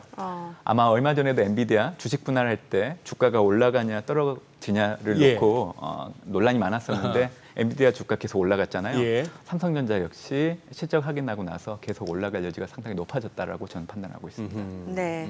자, 지금 시각 8시 50분 향해 갑니다. 오늘 양시장 호가 상황 체크해 보겠습니다. 먼저 코스피 예상 체결지수부터 확인해 보죠. 어제 2820선 회복이 됐고요. 오늘 보시게 되면 추가적으로 0.2% 상승이 예상되고요. 예상 체결지수는 2832포인트입니다. 특히나 이제 오늘 삼성전자 잠정 실적이 발표가 됐는데 영업이익이 시장 예상치를 훨씬 웃도는 것으로 나타났습니다. 10조 4천억 원으로 2년여 만에 최대인 것으로 나타났고요. 이런 서프라이즈 수준의 실적이 또 주가에 어떤 호재로 이어질 수 있는지는 추이를 좀 지켜보시면 좋을 것 같고요. 코스닥은 강보합 출발 예상됩니다. 예상 체결지수는 841포인트입니다. 시가총액 상위 종목 예상 체결가 보겠습니다. 삼성전자 오늘 1% 상승 예상되고요. 지금 호가는 85,500원. 반면 SK하이닉스 1.7% 하락 예상되고요. 예상 체결가는 225,000원. LG에너지솔루션 보합 예상되고요. 현대차가 0.7% 상승할 걸로 보입니다. 삼성바이오로직스는 0.3% 하락 예상되면서 호가는 80만 원으로 집계가 되고 있고요. 기아가 1% 상승 예상됩니다. 예상 체결가 12만 7천 원으로 집계가 되고 있습니다. 삼성전자 우선주도 1.3% 상승 예상되고요. 호가는 66,900원. 셀트리온 강보합권 예상되고요. KB금융이 2.9% 상승 예상됩니다. 호가는 88,400원, 포스코홀딩스는 보합이 예상되고 있습니다. 코스닥 시가총액 상위 종목 예상 체결가도 보도록 하겠습니다. 오늘 에코프로비엠이 0.2% 상승 예상되고요. 지금 호가로는 189,400원, 그리고 알테오제는 1% 약세가 예상됩니다. 에코프로 1.2% 상승 예상되고요. 예상 체결가 98,200원, HLB 2.4% 추가적으로 상승세 이어질 걸로 보입니다. 호가는 84,100원이고요. 엔캠은 1.6% 하락이 예상됩니다. 호가 23만 3천 원, 그리고 HPSP가 1.7% 약세가 예상되고요. 리누공업은 1% 상승 예상됩니다. 예상 체결가 22만 5,500원, 삼천당자 2.8% 상승 예상되고요. 호가는 18만 7천 원으로 집계가 됩니다. 셀트리온작 약보합권 예상되고요. 클래시스 강보합권 예상되면서 호가 49,550원으로 집계가 되고 있습니다. 자, 오늘은 시장 전체적으로 봤을 때는 이제 상승이 예상이 되고 이 상승 탄력은 어느 정도 확대해 나갈 수 있는지가 관건이 될 것 같고요. 섹터로 봤을 때는 오늘도 어제 사실 이제 금융주들도 네, 좋았는데 오늘도 보면 뭐 보험주, 금융주들 추가적으로 상승세가 좀 예상이 되네요. 아, 그래요. 예. 예. 아니, 문 의원님 지금 최근 들어서 우리나라 금융주 저쪽에 네. 이거 밸류업 때문이에요? 뭐 무슨 때문이에요? 재료가 있습니까? 아무래도 이제 밸류업 관련해서 정부에서 구체적인 내용을 네. 발표를 했기 때문에 그 기대감들이 좀 반영되고 있는 것 같아요. 근데 이제 저는 우리가 한번 경험을 했잖아요. 밸류업 프로그램 관련해서 예. 주가에 영향을 미치는 게 이례적으로 좀 끝난 부분들을 결국 이게 법 개정을 통해서 통과를 해야 되는데 사실 세제 혜택과 관련된 법 개정 자체는 임시국회에서는 통과가 안 돼요. 그렇기 때문에 이제 올해 정기국회가 열리는 시점까지는 사실 이례적으로 좀 모멘텀이 끝날 여지는 있다라고 생각하거든요. 그래서 예. 밸류업 관련된 프로그램이 좋다고 보는 이제 기업들을 KB금융, 삼성생명, 현대차를 좀 보고 있는데 아무래도 이제 정기국회 열리는 그 전후 아마 전이 되겠죠. 그때는 아마 밸류업 프로그램 관련된 기업들의 주가가 계속 우상향할 수 있는 동력은 되지 않을까라고 생각합니다. 네. 아, 그래요. 네. 예. 그리고 문 의원님 나오셨으니까 그거 한번 여쭤보고 싶은데요. 최근 한 며칠 미국 증시에서 가장 눈길을 끌었던 건 테슬라 같습니다. 아, 네. 겁나게 올라버렸어요. 네. 연초 작년 말 대비 한 40% 남짓 빠졌다가 지금 며칠 사이 25% 그냥 단순히 네네. 올라왔는데 네. 자, 그러다 보니까 이제 궁금해지는 게 그거예요. 뭐 특히 저희 채널에서는 FI 리서치 한영희 수석이 워낙 테슬라를 가지고 네. 자주 이렇게 분석해주고 하다 보니까 가끔씩은 제가 한 수석한테 저나 우리 시청자분들이 이 세뇌 당하나 가스라이팅 당하나 싶을 때도 있는데. 근데 문남중 연구위원님도 테슬라 좋게 네. 보셨어요? 네, 그래서 이제 네. 문 의원님의 얘기했었죠. 이제 시각이 궁금해요. 테슬라가 이렇게까지 급등을 할 만한 뭐가 있느냐 하는 거하고 그것과 연결해서 2차 전지를 자꾸 연결하게 되지 않습니까? 네. 그 논리에는 허점은 없는지. 사실 엔비디아가 주식 불안하기 전에 네. 주가가 좀 단기간에 많이 올랐을 때 네. 사실 투자자분들이 좀 부담이 있을 걸로 좀 염두에 두신 분들 입장에서는 엔비디아 말씀이죠. 예, 네. 이제 사실 테슬라하고 메타 플랫폼스를 대안으로 좀 보시면 좋겠다고 얘기를 해드렸거든요. 맞아, 지난 방송 때도 말씀 주셨어요. 근데 이제 다행히도 테슬라가 모멘텀은 없지만 좀 주가에 좀 미리 반영되면서 나타나기 때문에 다행이라고 생각을 하고 있는데 사실 인도량 모멘텀 아니었어요? 맞아요. 사실 2분기 인도량을 놓고 본다고 하면 사실 부진해요. 그러니까 마이너스 4.8% 정도 전년과 비교를 했을 때. 근데 이제 긍정적인 시그널은 올해 1분기 인도량을 놓고 본다고 하면 전년과 비교했을 때 마이너스 9%였거든요. 그러니까 마이너스 9에서 마이너스 4.8. 네. 그러니까 인도량 자체의 감소폭 자체는 올라오고 있는 부분들. 사실 그 부분을 좀 염두에 두시면 좋겠다 생각을 하고 있고 또 2분기 인도량을 놓고 본다고 하면 분기 별로 놓고 봤을 때 2분기 역대 최고 인도량을 보였기 때문에 그래서 주가가 하답하는 부분들은 있지 않았나고 생각합니다. 근데 이제 저는 더 중요한 거는 결국 이제 그 테슬라는 전기차 회사가 아니라 네. 사실은 AI 플랫폼과 로봇공학 회사로 좀 받아들이셔야 돼요. 그렇기 때문에 이제 8월 8일 로보택시 발표를 투자자들이 많이 관심을 갖는 이유가 결국 전기차 다음은 자율주행과 관련된 부분들이기 때문에 그 부분과 관련된 기술 관련해서는 독보적인 위치를 테슬라가 가지고 있어서 앞으로 하반기 때도 사실 뭐 부진하게 이제 전기차가 판매된다고 하더라도 저는 그 로보택시를 발표로 자율주행 부분들이 주가를 견인하는 데 큰 축이 될 걸로 좀 보고 있습니다. 그리고 실제로 지금 미국 내에서 4월 이후로 세계 모델에 대한 가격 인하를 좀 하고 있고요. 또 이 파이낸스를 이용해서 자동차를 구입할 때 그 대출 금리를 좀 낮춰서 프로모션을 하고 있기 때문에 아마 인도량 자체는 3분기 때부터는 좀 개선될 여지가 있다라고 보고 있어서 테슬라 좀 계속 가지고 있으시면 좋겠다 생각하고 있습니다. 네. 그 저희가 뭐 트럼프 전 대통령 바이든 이 얘기를 좀 간단히 해봤는데 그 TV 토론 이후에 지금 네. 이제 민주당 같은 경우는 대선 후보 교체해야 되는 거 아니냐는 얘기까지 나올 정도로 네. 좀 불확실성이 커지고 있는데 시장 변동성 어느 정도 염두를 해둬야 될까요? 그리고 왜 그 누가 당선되는지에 따라서 수혜 섹터가 또 다르게 구분이 되잖아요. 네, 맞습니다. 예. 저는 민주당 입장에서 지금 현재 바이든을 교체한다? 과연 그게 이 미국 대선에서 이길 수 있는 방법은 아니라고 생각을 해요. 왜냐하면 다른 후보로 교체를 하게 된다고 하면 현 바이든 대통령보다 인지도가 너무 낮기 때문에 어떻게 보면 그냥 공화당 트럼프에게 표를 몰아주는 꼴밖에 안 돼요. 그래서 지금 측근들이 좀 만류를 하는 부분들은 있지만 제가 보기에는 대선 출마 강행할 걸로 좀 보고 있고 이제 다음 달 시카고에서 전당대회 열리기 때문에 아마 대선 후보 공식화하고 새로운 정당 강력을 발표하지 않을까라고 생각합니다. 사실 시장에서는 이제 트럼프가 당선된 거를 대부분 염두에 두고 있는 것 같아요. 그래서 이제 트럼프를 염두에 두고 제가 얘기를 좀 드리겠습니다. 네네. 일단 두 가지를 생각할 수 있어요. 트럼프 당선 이후에 상원과 하원을 모두 가지고 가는 레드 웨이브 경우와 상원 하원을 모두 가지고 가지 못하는 교착 국면을 생각할 수 있는데요. 교착 국면에 들어가게 된다고 하면 지금 현재 트럼프가 내세우고 있는 감세 정책을 추진하는데 제약을 받을 수밖에 없어요. 그렇기 때문에 의회에서 막히니까. 네, 그렇기 때문에 오히려 재량권을 가지고 있는 애교와 통상 부분을 통해서 대중국 강력한 드라이브를 걸 수밖에 없어요. 그렇기 때문에 가장 수혜를 받을 수 있는 대상으로 따진다고 하면 사실 에너지, 원자력, 방위산업 이 정도로 좀 염두에 두시면 좋을 걸로 좀 보고 있고요. 만약에 레드 웨이브를 달성하게 된다고 하면 바로 감세 정책을 꺼내들 걸로 좀 보고 있기 때문에 아마 소매업 관련된 기업들이 소비 심리가 좋아지면서 긍정적인 영향을 주지 않을까 생각을 합니다. 그리고 바이든보다 의외로 트럼프가 약가 인하에 더 관심이 많거든요. 그리고 네. 신약 개발에 훨씬 더 관심이 많아요. 그렇기 때문에 트럼프가 당선된다고 하면 저는 제약바이오 산업들이 가장 큰 수혜를 받을 수 있는 여지가 커진다고 보고 있기 때문에 특정 섹터는 이 정도로 보시는 게 좋지 않을까 생각하고 있습니다. 지금 기준금리가 왜 저렇게 올라간다고 보시는 거예요? 트럼프 시나리오에서? 그거 아니에요? 재정 정책으로 인해서. 시장 금리가 오른다고 보시는 건가?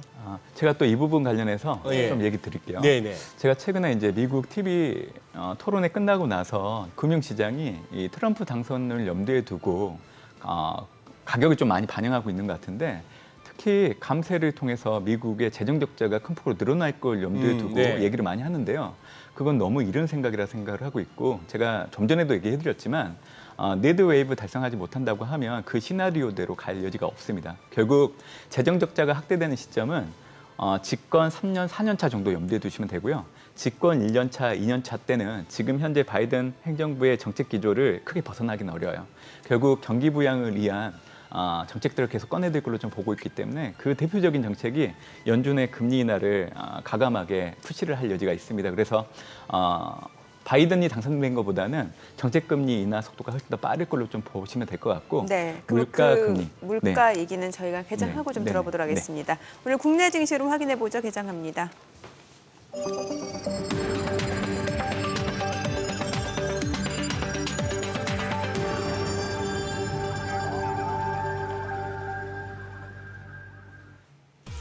네, 7월 5일 금요일 국내 증시 개장했습니다. 이제 뉴욕 증시는 독립기념일로 휴장한 상황이고 그 이전에 S&P 500, 나스닥은 사상 최고치를 기록한 모습이고 또 어제 장에서는 대만 증시라든지 일본 증시도 사상 최고치를 나타내고 있습니다. 전반적으로 시장에 대한 기대 심리 낙관론이 조금 더 커지고 있는 상황이고요. 오늘 또 개장 전에 발표된 삼성전자 잠정 실적, 영업이익이 예상치를 웃도는 서프라이즈 수준이었죠. 이런 부분도 주가 상승의 또 호재로 좀 이어질 수 있을 것 같습니다. 오늘 양시장 출발 지수 보겠습니다. 코스피가 0.4% 상승합니다. 2,836포인트, 코스닥도 0.2% 올라갑니다. 842포인트입니다. 시가총액 상위 종목 시초가 보겠습니다. 삼성전자가 1.3% 올라갑니다. 지금 85,600원, 85,800원이고요. SK하이닉스는 좀 떨어지네요. 22만 9천원. LG에너지솔루션 보합이고요. 현대차가 강보합권으로 27만 8천원. 삼성바이오로직스가 0.3% 상승합니다. 80만 6천원이고요. 기아가 0.7% 올라갑니다. 12만 6,700원이고요. 삼성전자 우선주가 2% 강세입니다. 6만 7,400원. 셀트리온 강보합권으로 18만 3,200원이고요. KB금융이 1.98% 올라갑니다. 8만 7,600원. 포스코홀딩스가 약보합으로 37만 4,500원에 거래되고 있습니다. 코스닥 시가총액 상위 종목 시초가 보도록 하겠습니다. 코스닥은 에코프로비엠이 지금 강보합권으로 18만 9천원이고요. 알테오젠 약보합 25만 6,500원. 에코프로가 0.2% 하락합니다. 9만 6,800원에 거래되고 있고요. HLB가 3% 추가적으로 상승세 이어갑니다. 8만 4,600원. 엔캠은 떨어집니다. 2% 약세 23만 1,000원이고요. HPSP는 보합이고요. 리노공업은 지금 현재 1.5% 상승합니다. 22만 6,500원. 그리고 삼천당제약 3.6% 강세입니다. 18만 8,400원이고요. 셀트리온제약도 올라가고요. 클래시스 0.8% 상승하면서 4만 9,900원에 거래되고 있습니다. 오늘 시장에서 상승 보여주고 있는 섹터 종목들 좀 체크해 보도록 하겠습니다. 보험주들 오늘 흐름 좋네요. 호가에서도 흐름이 괜찮았는데 삼성화재가 2.4% 상승합니다. 38만 4천원이고요. 롯데손해보험이 1.8% 상승합니다. 2,790원, 2,760원에 거래되고 있고요. 하나손해보험도 2% 강세입니다. 그리고 DB손해보험도 1.6% 상승하면서 11만 6,400원이고요. 그 밖에 지금 현대상도 1% 상승, 그리고 재보험사죠. 코리안리도 0.8% 올라가면서 지금 8,090원에 거래되고 있습니다. 자, 그리고 오늘 또 시장에서 강세 보여주고 있는 섹터 종목들 좀 볼게요. ESS 관련주들 보도록 하겠습니다. ESS 관련주 내에서는 YM텍이 12% 급등을 합니다. 그리고 14,100원 선이고요. 한중 NCS가 13% 급등합니다. 49,100원이고요. 서진시스템도 6% 상승합니다. 34,900원에 거래되고 있는 상황이고요. SK이터닉스도 4.8% 강세 19,870원에 거래되고 있습니다. 그 밖에 삼성 SDI 3% 강세 보여주고 있고 이렌텍 3% 올라갑니다. 1,180원에 거래되고 있고요. 신성 ST도 2.9% 상승 보여주고 있습니다. 그 밖에 이제 오늘 또 실적 발표 앞두고 있는 LG전자까지도 2% 상승 나타내고 있는 모습이에요. 오늘 ESS 관련주도 흐름 굉장히 좋습니다. 자, 그리고 로봇주들도 흐름 좋습니다. 레인보우 로보틱스가 오늘 5% 강세 보여줍니다. 지금 보게 되면은 15만 8천원. 자, 그리고 에브리봇도 4.5% 상승합니다. 두산 로보틱스도 2.9% 상승하면서 76,600원, 엔젤 로보틱스도 2% 올라갑니다. 31,750원, KNR 시스템도 1.9% 상승하고요. 하이젠 RNM도 2% 올라갑니다. 에브리봇도 4% 올라가고요. SBB테크, SPG 2%, 3% 강세 보여줍니다. 오늘 로봇 관련주들 흐름 좋고요. 바이오시밀러 쪽 좋죠. 앞서 보셨다시피 뭐 삼천당제약도 흐름 좋고 그밖에 지금 에이프로젠 바이오로직이 지금 상한가고요. 에이프로젠도 9% 강세입니다. 네, 지금 보시게 되면 에이프로젠 바이오로직스가 상한가 그리고 에이프로젠도 9% 강세고 그밖에 종목들은 1% 안팎의 상승에 머물러 있는 모습이네요. 일부 종목의 강세가 이들 섹터의 상승을 이끌고 있다. 이 정도 보시면 될 것 같습니다. 지금 시간 9시 4분 지나갑니다. 수급 상황 체크해 보도록 하겠습니다. 오늘 유가증권 시장에서는 지금 현재 개인 투자자가 1,920억 원 매도 우위, 외국인과 기관은 각각 1,374억 원, 577억 원 순매수를 보여주고 있습니다.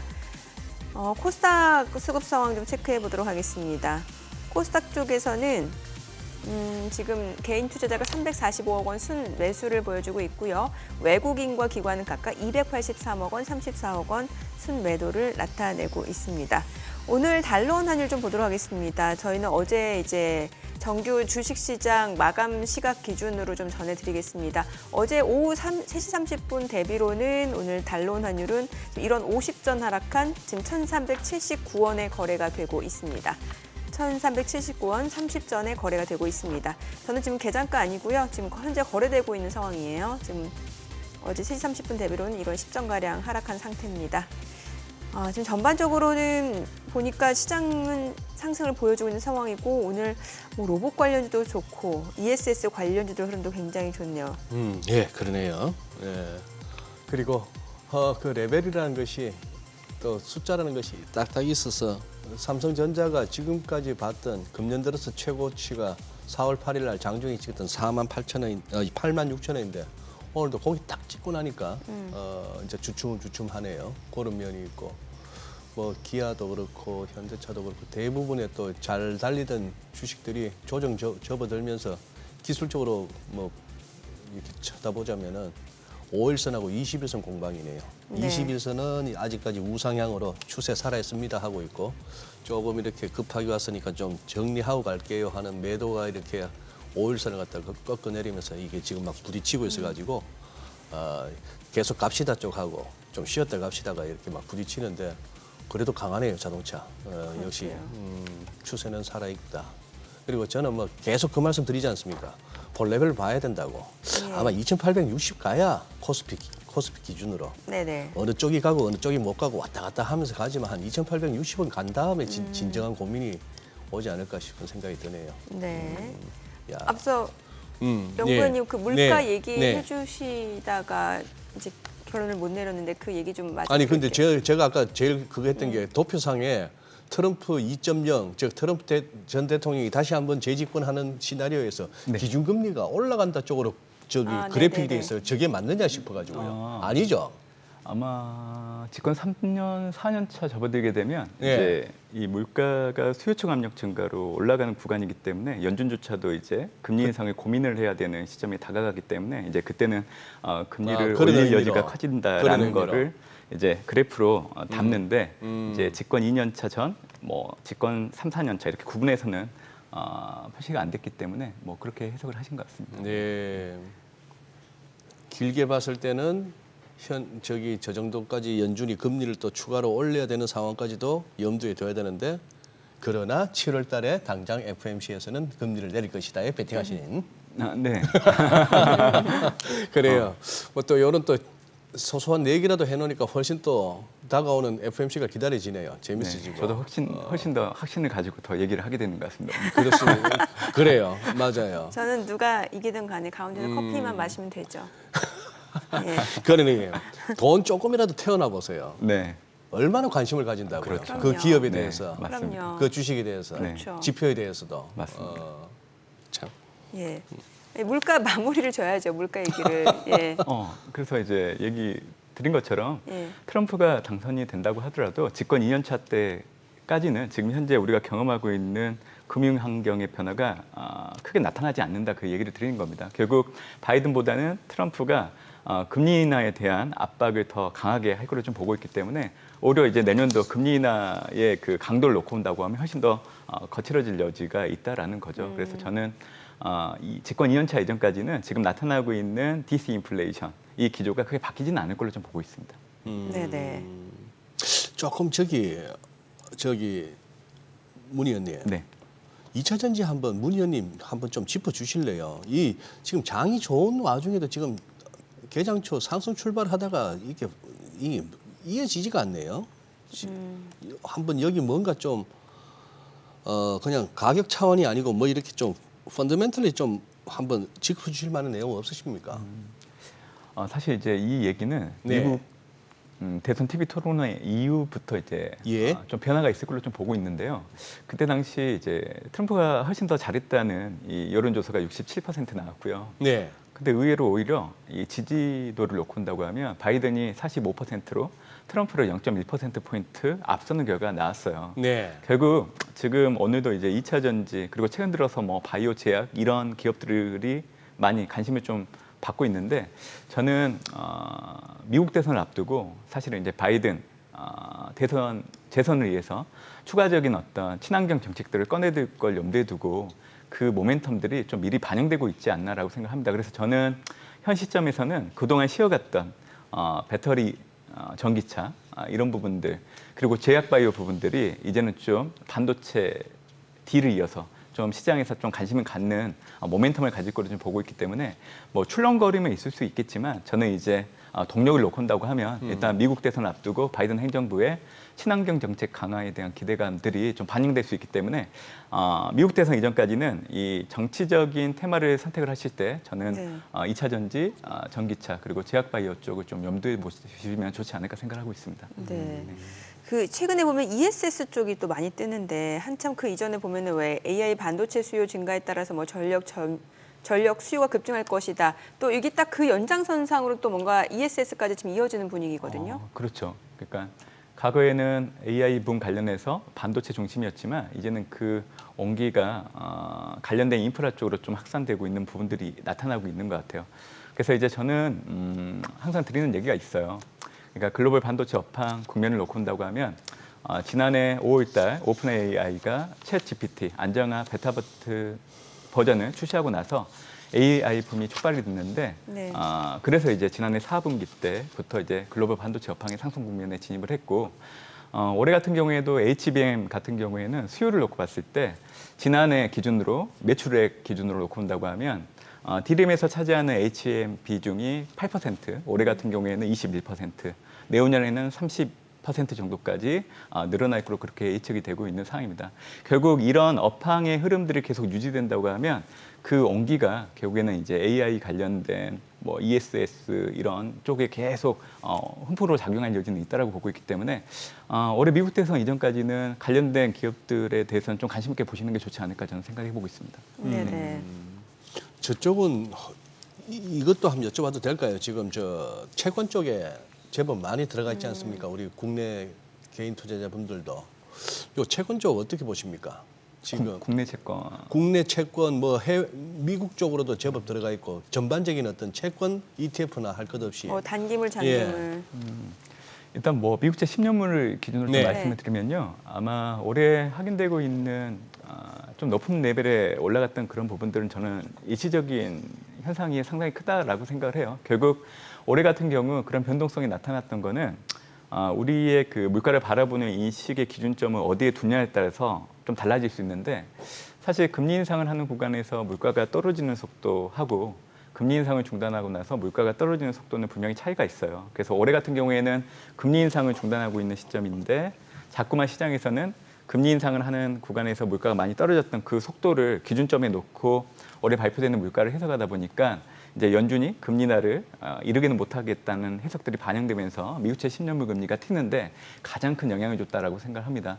결국 2분기 접어들어서 투자자들 역시 제가 얘기해드린 부분들에 대해서 인식이 좀 커지고 있는 부분들이 있고 또 5월 CPI PC 결과 발표 이후로 파월 연준원장이 공개석상에서 미국은 이 디스인플레이션이 다시금 해기되고 있다라는 발언들을 놓고 온다고 하면 미국채 10년물 금리는 7월 FOMC가 가까워질수록 떨어질 여지가 상당히 높다라고 생각을 해요. 이 얘기는 결국 국내 채권 시장에도 영향을 받는 부분들이 있기 때문에 방향성 측면에서는 그렇게 좀 확인을 해주시면 좋을 것 같고요. 저는 7월 FOMC 가까워질수록 아마 미국채 10년물 금리 지금은 이제 높은 레벨을 보이고 있지만 아마 그 전후로 해서 4% 아래로 좀 내려갈 여지가 상당히 커질 거로 좀 예상을 하고 있습니다. 4% 아래까지 예. 보신다. 네. 국내 증시 하반기는 어떨까요? 조금 더 많이 올라갈 수 있을까요? 사실 뭐 일본, 대만 지금 뭐 사상 최고치인데 그에 비하면 약간 좀 아쉬운 감이 있잖아요. 사실 올해는 모든 국가들의 증시를 놓고 봤을 때 우선적으로 좀 생각을 해볼 부분이 있는 것 같아요. 그러니까 이 리스크온 국면들이 미국 대선 이전까지 계속 이어질 수 있는 그 바탕에는 글로벌 제조 PMI가 올해 1월 기준으로 17개월 만에 처음으로 이제 확장 국면에 진입을 했고요. 네. 올해 5월달 기준으로 5개월 연속 확장 국면에 놓여 있는 상황입니다. 그리고 선진국 제조 PMI 역시 2022년도 이후 부진하게 움직이다가 올해 들어서 상승세로 전환되고 있고 물가에 영향을 줄 수 있는 글로벌 공급망 병목 관련해서도 관련된 지표들이 대부분 이제 해소됐다는 부분들을 모두 지칭을 하고 있는 상황입니다. 결국 글로벌 제조 경기가 살아난다는 가정하에서 놓고 온다고 하면 한국 증시 역시 올라가는 데 영향을 줄 수 있는 요인은 충분히 될 수 있다고 보고 있고요. 아무래도 이제 글로벌 매크로 위험이 낮아지기 때문에 그거를 우선적으로 좀 생각을 해야 된다는 생각을 하고 있고 특히 DRAM 반도체 가격들이 최근 들어서 이 레거시 반도체 위주로 가격 상방 압력이 높아지는 흐름이라고 본다고 하면 제가 기존에는 우리나라 코스피 지수가 2,900선을 좀 터치했다가 좀 내려오는 경로를 좀 염두에 뒀었는데 이제는 제가 S&P 500 지수의 상단을 좀 올려야 되지 않을까 고민한다고 얘기해드렸잖아요. 그래서 올해 미국 대선 이전까지 코스피 지수가 3,000선 안착은 좀 어렵다고 하더라도 일시적으로 좀 터치할 수 있는 여력은 상당히 높아졌다라고 생각합니다. 그래서 저는 코스피 지수를 이런 경로에서 생각하시면서 혹시라도 이제 섹터를 선택하신다고 하면 반도체, 보험, 화학, 음식료, 제약바이오 이렇게 좀 보시면 좋을 것 같고요. 반도체 관련해서는 삼성전자, SK 하이닉스, 삼성전기 그리고 이제 밸류업 프로그램 제가 이제 정기국회 전 정도 돼야 모멘텀을 얻을 수 있다라고 얘기해드리고 있는데 현대차 그리고 KB금융, 삼성생명 정도 보시면 좋을 것 같고 올해 턴 어라운드 되는 기업들이 있습니다. CJ제이지다 그리고 하나솔루션 그리고 올해 한국은행 역시 연준이 금리 인하 단행하게 된다고 하면 그 다음 달 바로 인하일 걸 염두에 두고 있기 때문에 네이버나 유한양행 같은 기업들이 좀 수혜를 받을 수 있다라고 얘기를 드리고 있는 상황입니다. 네, 예. 알겠습니다. 오늘 내용 잘 들었습니다. 고맙습니다. 고맙습니다. 네, 감사합니다. 네, 오늘 들으신 내용과 관련해서 더 다양한 정보 원하시는 분들은 카카오톡 채널에서 크존 검색하시거나 재테크존 앱 다운로드 받으시면 다양한 정보 확인해 보실 수 있으니까요. 참고해 보시기 바랍니다. 최근 외국인 어떤 리포트 관심 있게 보는지 확인해 보겠습니다.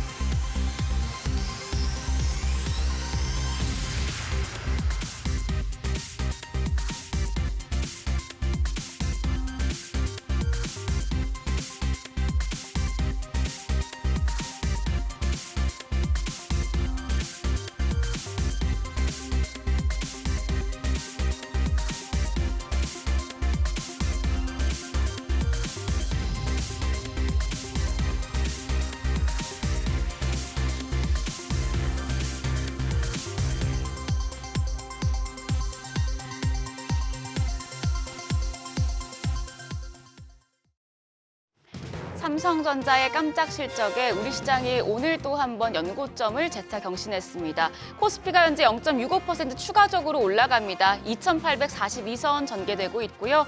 코스닥도 0.5% 플러스권으로 845선 나타내고 있습니다. 수급 상황 보시죠.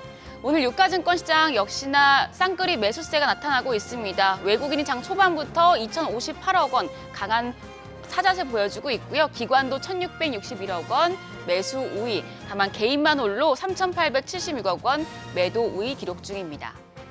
코스닥 매매 동향도 살펴보시죠. 코스닥에서는 개인과 기관이 살고 외국인만 팔고 있습니다. 외국인이 369억 원 팔자 포지션이고요. 반면에 기관이 14억 원 매수의, 개인도 395억 원 순매수 기록 중입니다. 업종별 등락률 보겠습니다. 오늘은 손해보험과 은행, 그리고 반도체와 반도체 장비 업종이 동반 상승 중입니다. 반면에 건강관리기술과 비철금속, 출판업종 약세 나타내고 있습니다. 시장을 주도하는 테마 종목별 시세 체크하시죠. 오늘은 전력 저장 장치 ESS 관련주가 강한 모습입니다. 삼성 SDI가 미국 전력 기업인 넥스트에라 에너지에 1조 원대 규모의 에너지 저장 장치용 배터리 납품을 협의 중이란 소식에 관련주가 주목받고 있습니다. 삼성 SDI가 1.74% 올라가면서 현재 거래가 38만 1,000원으로 집계되고 있고요. ESS 관련주 중에서는 YM텍이 17.56% 질주 중입니다. 14,660원. 한중 NCS가 13% 넘게 올라가고 삼진 L&D가 10% 가까운 상승세 보여주면서 1,354원에 거래되고 있습니다. SK 이터닉스도 10% 넘게 상승 중입니다. 29,900원에 거래되고 있습니다.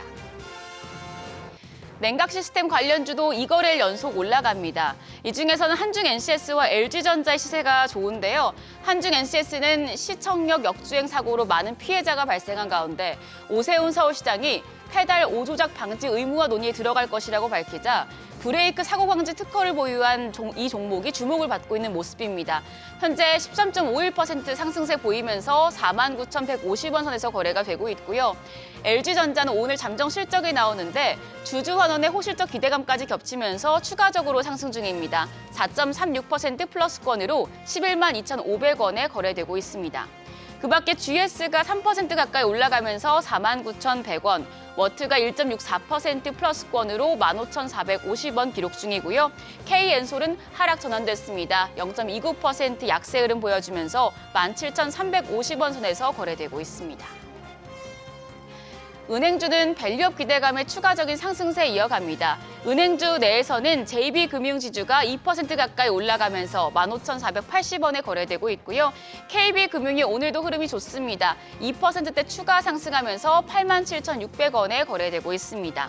신한지주도 2% 넘게 올라가면서 53,600원, 하나금융지주가 1%대 강세로 66,500원 나타내고 있고요. 카카오뱅크까지도 1.43% 플러스권으로 21,350원 선입니다. 마지막으로 로봇 관련주에도 관심이 모아지고 있습니다. 삼성전자가 100% 무인 공정을 위해서 인간의 형태를 한 로봇을 테스트하고 있다는 소식이 전해졌기 때문입니다. 이 소식에 로봇 관련주에서는 이렌시스와 삼익 THK가 12%대 급등 중입니다. 이렌시스가 6,390원, 삼익 THK가 13,060원에 거래가 되고 있고요. 에브리봇은 오늘 20% 가까이 급등 중입니다. 22,800원에 거래되고 있습니다. 더불어서 레인보우 로보틱스 8.07% 시세를 내면서 16만 2,100원에 거래되고 있고요. SPG도 6.24% 올라갑니다. 24,700원 기록 중입니다. 오늘은 삼성전자 잠정 실적이 깜짝 실적을 발표하면서 장 초반부터 좋은 분위기 형성하고 있는데요. 그럼 우리 시장 오늘장에서 눈여겨볼 업종 어떤 게 있을지 시장 대응 전략까지 알아보겠습니다. 오늘은 SBS 비즈 5스타 윤효은 전문가 전화 연결돼 있습니다. 전문가님 안녕하세요. 네, 안녕하세요. 네, 지금 정부의 다양한 밸류업 세제 지원 방안이 공개되면서 밸류업 관련주들이 다시 반응을 보이고 있습니다. 일단 관련 내용부터 짚어볼까요? 네, 먼저 밸류업 관련 주식은 일반적으로 기업이 자산 가치를 최대화하거나 기업 구조를 개선을 하면서 주가를 상승시키기 위한 전략을 채택하는 회사들을 의미합니다.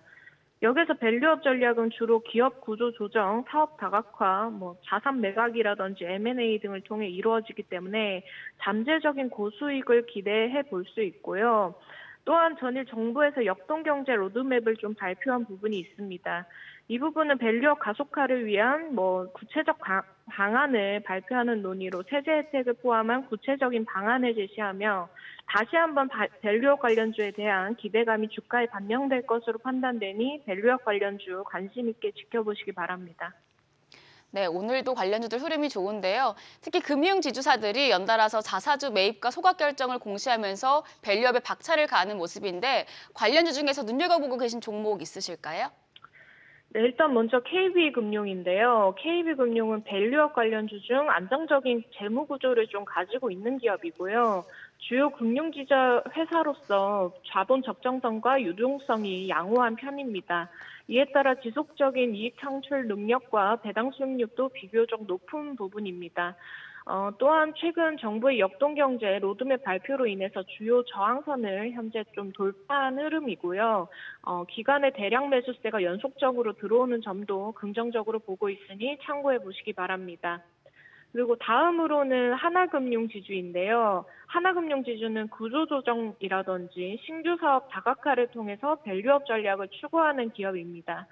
최근 몇 년간 기업의 구조조정을 통해서 비용을 절감하고 그리고 기업의 효율성을 높이는 노력을 기울여온 부분이 있습니다. 이는 향후 기업의 이익성을 개선하고 자산 가치를 높이는 데 기여할 수 있고요. 현재 차트 흐름 또한 최근 정고점을 돌파하면서 정부의 밸류업 세제 혜택의 수혜를 좀 받고 있는 흐름입니다. 은행주에 대한 밸류에이션 재평가는 현재부터 좀 계속해서 이어질 것으로 판단됩니다. 그리고 다음으로는 메리츠 금융지주인데요. 메리츠 금융지주는 구조조정, 그리고 신규 사업 개발, 고객 중심 서비스 개선 등을 통해서 밸류업 전략을 추구하고 있는 금융지주 회사입니다. 최근 기업의 구조를 최적화하고 비효율적인 자산을 좀 관리를 하면서 기업 가치를 높이는 노력을 기울이고 있으며 이 부분은 또 자산 매각이라든지 비즈니스 포트폴리오 최적화를 통해서 이루어질 것으로 판단됩니다. 특히나 최근 기간이 5일 연속 대량 순매수가 유입되고 있으며 현재 반등 흐름을 모색하고 있으니 참고해 보시기 바랍니다. 네, 그리고 이번 주 마지막 거래일입니다. 오늘 장 초반부터 좋은 분위기가 형성되고 있는데요. 투자자분들을 위해서 대응 전략까지 세워주시죠. 네, 최근 시장은 트럼프의 집권 가능성이 올라서면서 국채 수익률도 같이 급등하며 약세를 보인 부분이 있습니다. 다만 최근 트럼프 영향에 상승한 금리가 반락되는 흐름을 보이면서 빅테크 주식들이 시장을 이끌어가는 모습을 보여주고 있는데요. 전체적으로 시장은 연준의 향후 금리 결정이 시장의 주요 변수로 작용할 예정입니다. 국내 증시는 특히 여타 아시아 증시 대비 하락세가 더 컸던 부분은 금투세 영향이 아닐 수가 없는데요. 조만간 밸류업 세제 혜택과 함께 금투세 폐지 방안이 좀 본궤도에 오른다면 다시금 랠리를 이어갈 수 있는 환경이 만들어질 것으로 판단되며 주요 업종으로는 오늘 말씀드린 밸류업 관련주 참고해 보시기 바랍니다. 네, 오늘 말씀 고맙습니다. 지금까지 업종과 대응 전략 알아봤습니다.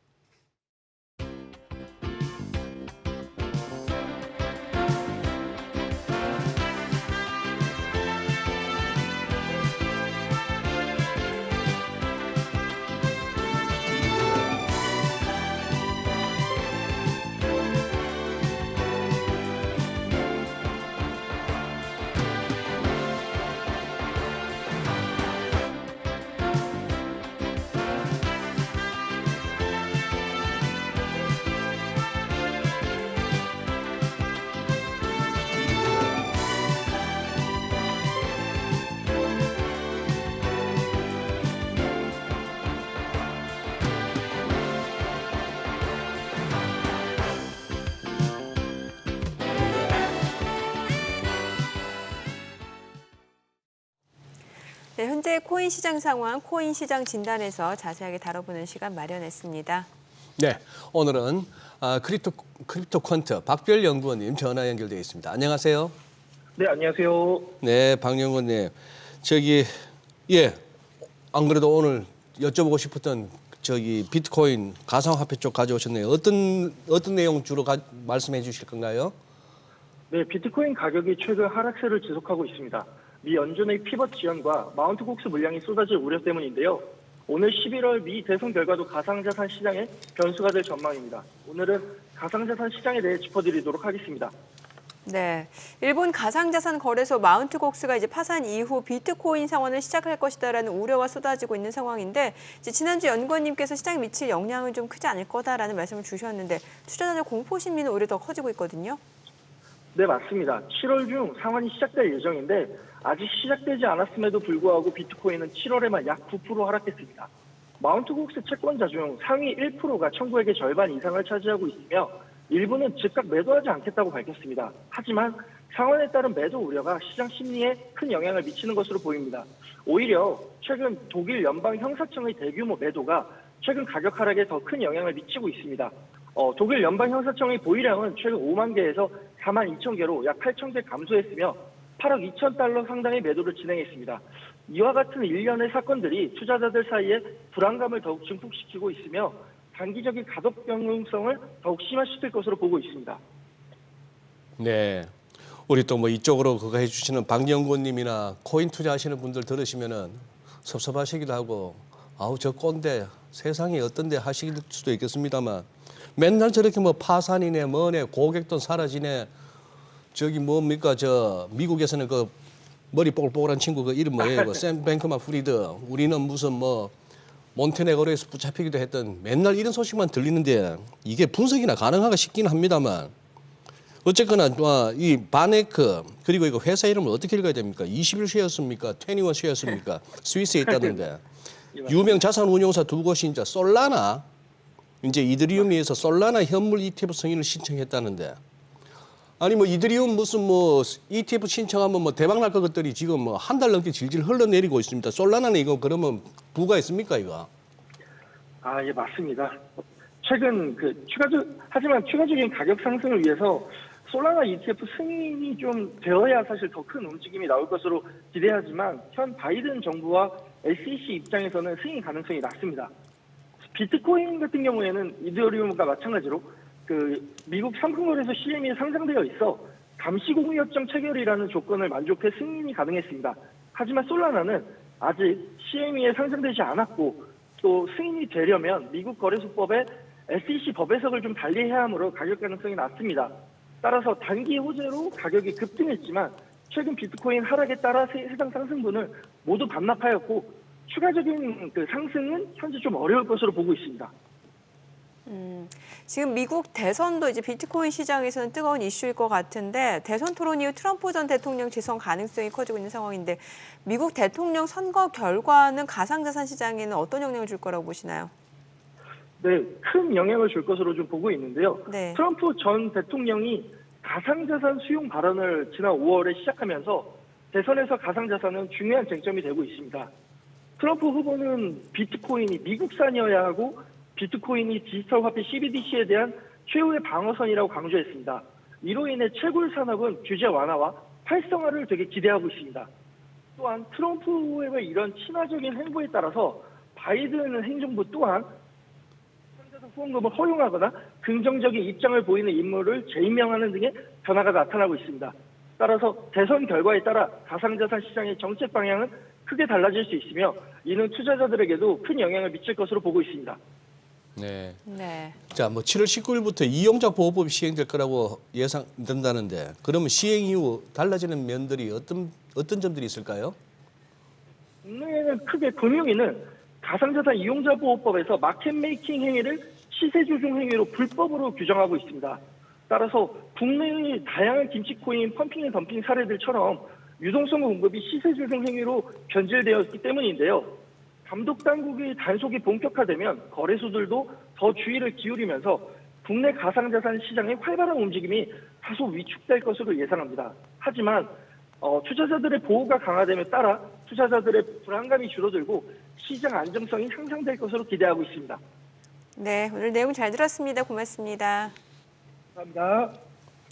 서울시가 그동안 꽉 막혔던 정비 사업에 다시금 활기를 불어넣는 모습입니다. 답답한 이유들로 차일피일 미뤄왔던 정비 지역들의 통합 심의를 통과했는데요. 당장은 아니더라도 공급에 조금이나마 숨통이 트일 수 있지 않을까 기대도 되고 있습니다.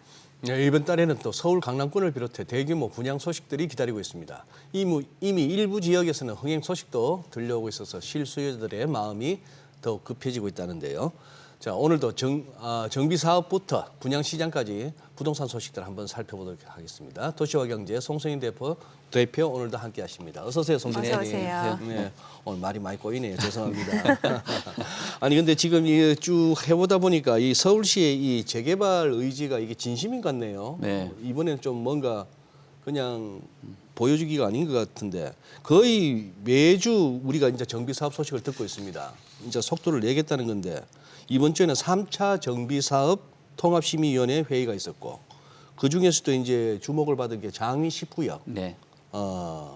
여기가 그 알박기 논란이 있었던 그 사랑제일교회 있는 그쪽 아닙니까? 예, 맞습니다. 네. 여기 지금 그 구역이 사실 이 교회 때문에 네. 지역적인 인지도가 높아졌다라는 평가도 있고요. 오히려 네. 이런 네. 뭐 부동산이나 어떤 뭐 경제 이슈 같은 경우는 항상 논란이 좀 있어야지 그 지역을 주목을 하는데 네. 그런 이슈 때문에 그런지 이 장이동 같은 경우 장이 10구역에 상당한 인지도가 올라갔고 이 인지도가 올라온 곳에서 개발이 시작된다라고 볼 수 있을 것 같아요. 아까 진심 얘기를 주셨었는데 지금 서울이 전반적으로 재개발 사업들을 하는 그 과정 안에서 심의 통과한 곳이 많거든요. 네. 양동구역하고 뭐 장이 10구역, 그다음에 예. 연희 1구역도 재개발 사업에 심의를 통과를 했고요. 아까 말씀드렸던 그 사랑제일교회가 있었던 곳이 장이 10구역인데 여기는 지하 5층, 지상 35층 규모로 2천 가구 정도가 건립이 됩니다. 이때 2008년에 정비구역으로 지정이 되고 그다음에 2017년에 관리처분 인가를 받게 됐는데요.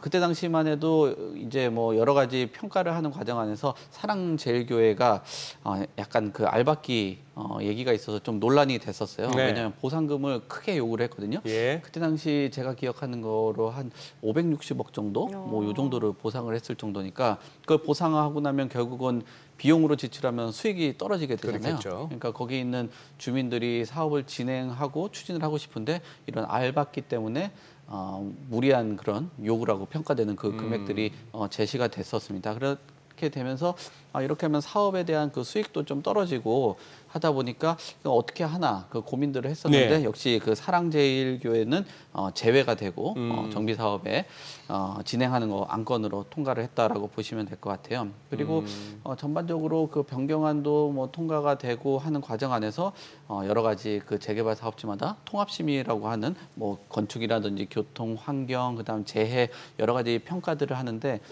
통합심의로 진행을 하다 보니까 속도도 좀 빠르게 진행이 됐고요. 그리고 그 사랑제일교회가 들어있는 장이 19역 외에도 여기하고 좀 가까운 곳인데 지금 연희 1구역도 지금 961가구가 예정이 되어 있고요. 그러면서 이 지역 일대 전반적으로 뭐 수변이나 또 녹지나 이런 것들이 잘 되어 있는 곳에 말씀하신 대로 뭐 진심인 건지 뭐 이 재개발 사업들, 정비 사업들이 좀 활발하게 일어나고 있는 상황으로 돌입을 했다라고 볼 수 있을 것 같습니다. 결국 그쪽은 제외하고 개발을 진행한다 이 얘기죠. 그렇죠. 거기 사실 개발을 하면 중간에 알박기라고 되어 네. 있으면 네. 같이 포함돼서 개발을 하면 모양이라든지 훨씬 더 좋죠. 훨씬 좋죠. 좋은데 예, 너무 많은 걸 요구를 하니까 너무 많은 걸 요구하니까 예, 결국 그러면 안 되겠구나. 당신들은 그냥 있어라. 예, 빠지고 가는 거겠죠. 어쨌거나 정치파이든 경제판이든 네. 뭐 사회생활이든 간에 너무 상식에 어긋나면은 네. 좀 그래요. 네. 그렇죠. 예. 그 힐튼 호텔 재개발 사업 네. 여쭤볼게요. 이제 밀레니엄 힐튼 호텔이 지금 40년 역사를 뒤로하고 2022년 연말을 끝으로 문을 닫았는데 이제 현대건설이 새롭게 시공을 한다고 하는데 그동안 이제 건축계에서 이제 로비는 보존해야 된다라는 요구가 네. 있었고 네. 통합심의 통과가 쉽지 않았는데 이번에는 통과를 했네요. 네. 예. 순간 움찔한 게 예. 건축하고 로비하고 갑자기 붙어 있으니까 건축계 로비. 건축계 로비로 들려가지고 건축계 로비. 이거 무슨 얘기지? 뭐 순간에 당황을 예, 했습니다. 예. 뭐 제가 로비를 받은 건 아니고요. 호텔 로비. 예, 호텔 로비. 예, 그렇습니다. 네. 남산의 그 힐튼 호텔 여기가 지금 41년 역사를 품었던 곳이에요. 그래서 33층 높이로 재개발하게 되는데요. 여기가 사실 호텔 뭐 두 분도 뭐 많이 다녀보셨겠지만 자꾸 이상한 쪽으로 흘러가는 것 말이 같은데 좀 이상합니다. 예, 뭐 차를 마시러 다녀보셨겠지만 이 그 남산 힐튼 호텔이 뭐 서울의 중심에 있는데도 불구하고 뭐 굉장히 뭐 많은 사람들이 선호하는 그런 곳은 아니에요. 좀 뭔가 건물 뒤에 있는 것 같기도 하고 눈에 좀 부각되지도 않고 그런 뭐 모습을 갖고 있는데 여기에 대한 그 개발 결국 그렇다 보니까 수익이 좀 굉장히 떨어져 있었겠죠. 그러면서 여기에 대한 그 개발 이슈들이 있는 것 같습니다. 그래서 저 호텔을 업무라든지 또 숙박 또 공공청사 이런 것들로 활용을 하게 된다라면 뒤에 그래도 남산이나 그 앞에 예전에 이제 대우 빌딩 지금 서울스퀘어인가요? 그곳하고도 연결이 있다 보니까 뭐 업무적으로 굉장히 좋은 그런 자리거든요. 그리고 여기에 사업지 일부 같은 경우는 기부 체납하면서 관광의 이제 뭐 핵심 어떤 뭐 변화 뭐 이런 것들을 예. 할 수가 있어요. 그럼 그 앞에 남대문이라든지 바로 앞에서 서울역도 있고 그다음 명동하고 가깝기 때문에 네. 그런 형태로 개발을 하게 된다면은 저런 뭐 남산하고 업무하고 관광 뭐 이런 것들이 잘 고려가 된 그 개발이 될 수 있을 것 같습니다. 그래서 뭐 전반적으로 녹지나 이런 부분들은 개방을 하면서 도심하고 연결되다 보니까 어떻게 구성하느냐에 달려 있겠지만 그래도 그 지역 안에서 뭐 랜드마크 역할을 할 수 있는 건물로 거듭날 수 있다라고 보여집니다. 지금 이런 문제가 있었던 게 아까도 말씀드린 것처럼 뭐 위치라든지 이런 부분들은 좋은데 네. 굉장히 좀 인지도가 좀 떨어지다 보니까 경영난이 있었고 또 코로나가 있었잖아요. 예. 근데 장사가 너무 안 됐나 봐요. 그래서 이지스 자산운용에 매각이 되면서 이렇게 그 움직임을 갖고 있습니다. 이 힐튼 호텔이라는 게 이상하게 우리나라 좀 잘 안 되는 것 같아요. 이 밀레니엄도 그렇고 예전에 그랜드 힐튼인가요? 홍제동에 있는 거기도 좀 스위스 그랜드. 네, 거기가 지금은 또 네. 이상하게 힐튼 브랜드가 우리나라에서 잘 안 먹히고 있는데 여기 와가지고는 좀 이렇게 변모를 하게 된다면 예전에 그런 명성을 좀 다시 한번 찾지 않을까 그렇게 봅니다. 말씀하신 대로 목은 좋고 저기가 주변 우리 뭐랄까 외국인들이 와서 한국이란 곳, 서울이란 곳을 좀 이렇게 보기에는 딱 좋은 위치인데 네. 잘만 개발하면은 남산하고도 연결되면서 좋은데 잘 되기를 진짜 바랍니다. 네. 분양시장 한번 살펴봐 주시죠. 네. 지금 이제 7월에 좀 큰 장이 선다고요? 분양 네, 쪽에? 그렇습니다. 네. 네. 지금 7월에 최근 그 경쟁률이나 이런 부분들 보면은 굉장히 눈에 띄게 네. 올라갔다라고 볼 수 있을 것 같아요. 서울에서도 예전에 그 청약 경쟁률이 뭐 한 자릿수 이랬었는데 지금 두 자릿수를 넘어서 지금 세 자릿수까지도 올라왔거든요. 예? 청약이? 예, 그렇습니다. 지금 그 경기도에 있는 성남 산성 그 해리스톤 같은 경우가 특별 공급은 평균 경쟁률이 11.78대 1 정도 나왔고요. 지금 경기 과천 같은 경우는 127대 1, 그리고 1순위는 228대 1이 나왔습니다. 그리고 지금 마포자의 힐스테이트 라체스도 163대 1이 나왔거든요. 그만큼 지금 흥행들이 이루어지다 보니까 앞으로도 이런 분양 물량들이 이렇게 그 흥행을 하는데 연이어서 나올 가능성들이 있습니다. 지금 7월에 전국에 54개 단지 총 한 4만 4천 가구가 분양 준비를 하고 있는 그런 상황이고요. 지금 특별 공급 안에서도 여러 가지 이런 물량들이 나오고 있는데 인기가 또 있는 것들이 과천 같은 경우는 사실 그 분양가 상한제에 해당이 되다 보니까 가격도 좀 좋고 또 네. 과천 안에서도 로또 아파트로 불렸기 때문에 인기가 컸다라고 볼 수 있고요. 그리고 마포자의 힐스테이트 라체스 뭐 뒤에도 뭐 얘기를 하겠지만 250가구 모집을 하는데 한 4만 900건 정도가 접수가 됐어요. 예. 그래서 지금 이거 분양가가 너무 높아가지고 분양이 좀 안 되는 거 아니냐라는 회의적인 그런 뭐 예. 시각들이 많았었는데 막상 뭐 시작을 해보고 개봉을 하다 보니까 이런 열기가 예상했던 대단하네요. 것보다 뜨겁다라고 볼 수 있을 것 같습니다. 지금 말씀해주신 대로 그 마포자 힐스테이트 라체스 네. 이게 강북권에서 처음으로 분양가가 5천만 원 넘어선 거잖아요. 네. 그러니까 앞으로 더 오를 거다라는 기대감이 좀 있나 보네요, 많이.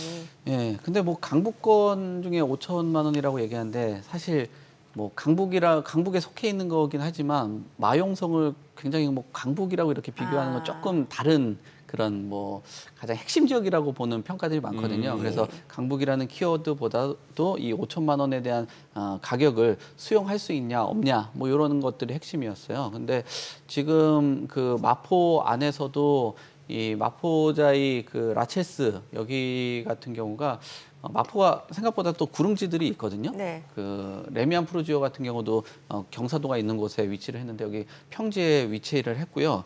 그러다 보니까 뭐 인기들이 좀 컸다. 그리고 뭐 금액으로 봤을 때는 이거 주변 시세하고 별 비슷한 거 아니야? 라고 생각을 하면서 좀 기대가 될까 말까 이런저런 얘기들이 많았었는데 1순위 평균이 164대 1이 나왔다라는 거는 굉장히 큰 의미가 있는 거거든요. 왜 그런 그 결과가 나왔냐라고 하면 지금 공급 희소성에 대해서 계속적으로 얘기를 하는데 신축 분양에 대한 희소성은 더 커졌거든요.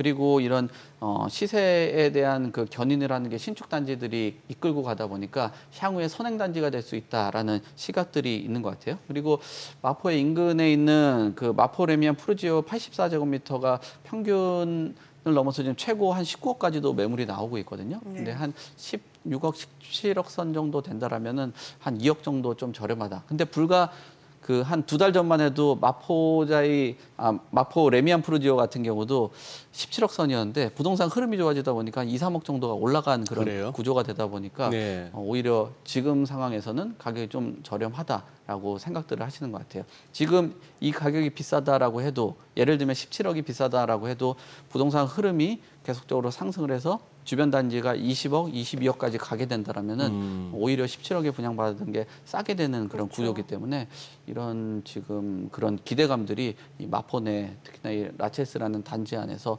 좀 형성이 된 것이다 볼 수 있을 것 같습니다.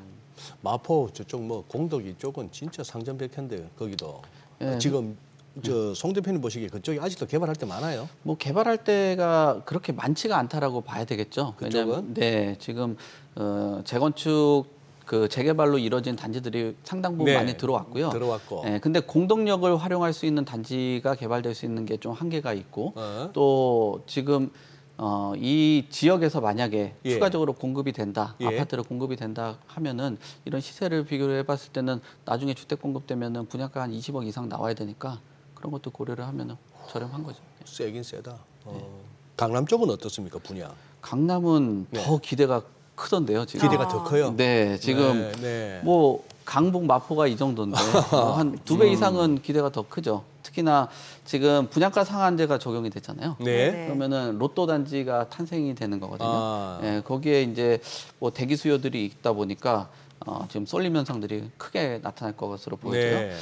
지금 그 서울의 주요 분양 단지들 보면은 장이동 그 푸르지오 라디오스 파크가 한 1,600가구 정도 나오고요. 그다음에 레미안 판타스가 원펜타스가 641가구, 그다음에 성내동 그란트 리버파크가 407가구, 도곡동 레미안 레벤투스가 308가구 정도 나오거든요.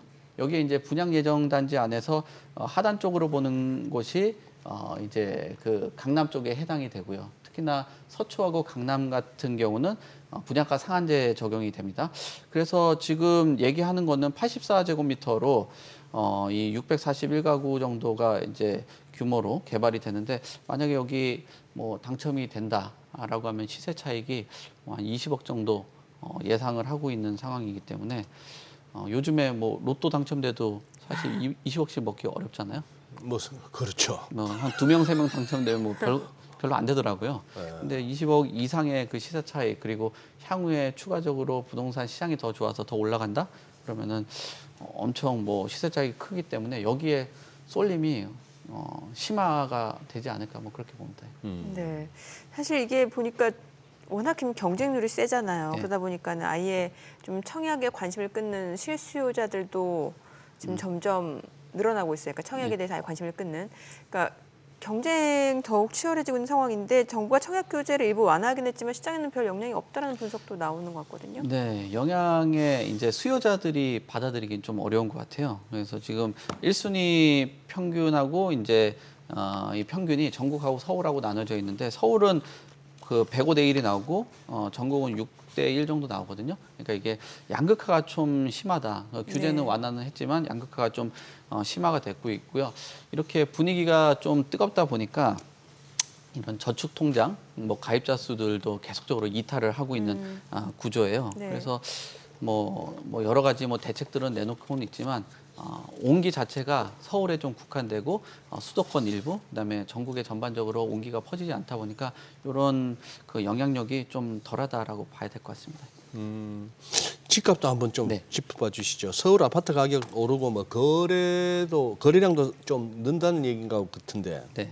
근데 이게 문제는 서울 그리고 아파트에만 국한된다는 얘기도 있던데요. 네, 그렇습니다. 지금 서울 그리고 아파트 상품 그러니까 지역하고 상품의 한쪽에 쏠림 현상들이 큰 것 같아요. 네. 지금 서울의 아파트 상승폭은 2년 9개월여 만에 최대 폭이고요. 네. 그다음에 인기 지역들 뭐 이런 것들은 굉장히 좀 뜨겁게 올라가고 있어요. 성동구가 지금 0.59%가 올랐거든요. 그러니까 선호도가 높은 지역들 뜨겁게 올라가고 있는 것 같고요.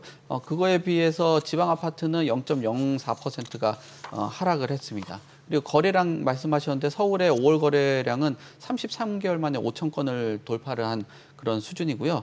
그리고 B아파트 같은 경우는 뭐 0.04%가 오르긴 했지만 예. 전년 대비했을 때는 1.9%가 빠진 그런 수준이기 때문에 지금 서울의 아파트값, 그다음에 수도권값은 오르고 있지만 지방은 오르지 못하는 점, 그리고 B아파트가 일부 조금 살아는 나고 있지만 작년 대비했을 때는 여전히 식어 있는 그런 분위기. 그래서 부동산 시장은 지역 상품에 따라서 굉장히 좀 차별적으로 움직이고 있는 상황이라고 볼 수 있을 것 같습니다. 네. 그래요. 아니 서울 아닌데도 요즘 집값이 심상치 않은 지역이 있는데 보니까 과천. 과천. 예. 그 아무래도 뭐 접근성은 좋아요. 뭐 서초 강남 쪽으로. 지금 과천 평균 집값이 얼마나 돼요? 지금 평균 집값이 16억 정도 하고요. 지금 서초, 강남, 용산 바로 뒤라고 볼 수 있을 것 네. 같아요. 소위 중강남이라고 불리는데 예전에 여기가 버블7 시절 때는 강남보다도 집값이 높았던 적이 있을 정도로 이 지역의 선호도가 굉장히 큰 곳이라고 볼 수 있을 것 같아요. 지금 그뿐만 아니라 경기도에 있는 평균 분당 평균도 12억 3천 정도 해서 종로보다도 지금 앞서고요. 하남 용인 같은 경우는 노도강이라든지 금강구보다도 앞섭니다. 그리고 도봉구에 있는 그 아파트 같은 경우는 5억 한 3천 정도 하는 그런 수준이기 때문에 오히려 그 서울이라는 부분도 있겠지만 역시나 뭐 강남하고의 접근성, 그다음에 일자리 이런 것들에 따라서 집값이 조금 차등적으로 움직이고 있는 흐름, 그리고 시세를 형성하고 있다라고 볼 수 있을 것 같습니다. 그쪽에 네. 오랜만에 가보시는 분들은 깜짝깜짝 놀라실 텐데 완전 지형이 달라지고 있는데 네, 그렇습니다. 문제는 그 도로 확장 안 하고 그건 나중에 네. 어떻게 그거 수용이 될까 싶건. 네. 참. 예. 네. 예. 네, 오늘 네. 내용 잘 들었습니다. 고맙습니다. 고맙습니다. 감사합니다. 네. 네, 오늘 코스피가 2,840선까지 회복이 됐네요. 오늘 모처럼 보니까 상승하는 종목이 하락하는 종목보다 예, 훨씬 많고 많네요. 좋네요 전반적으로. 예. 저희 방송 중에 전해드린 내용과 관련해서 모든 투자 판단의 책임은 투자자분들께 있다는 점 알려드립니다. 네, 세상의 모든 돈 되는 정보 재테크 노하우 머니쇼 오늘은 여기서 인사드리겠습니다. 저희는 다음 주 월요일 오전 8시에 찾아뵙겠습니다. 고맙습니다.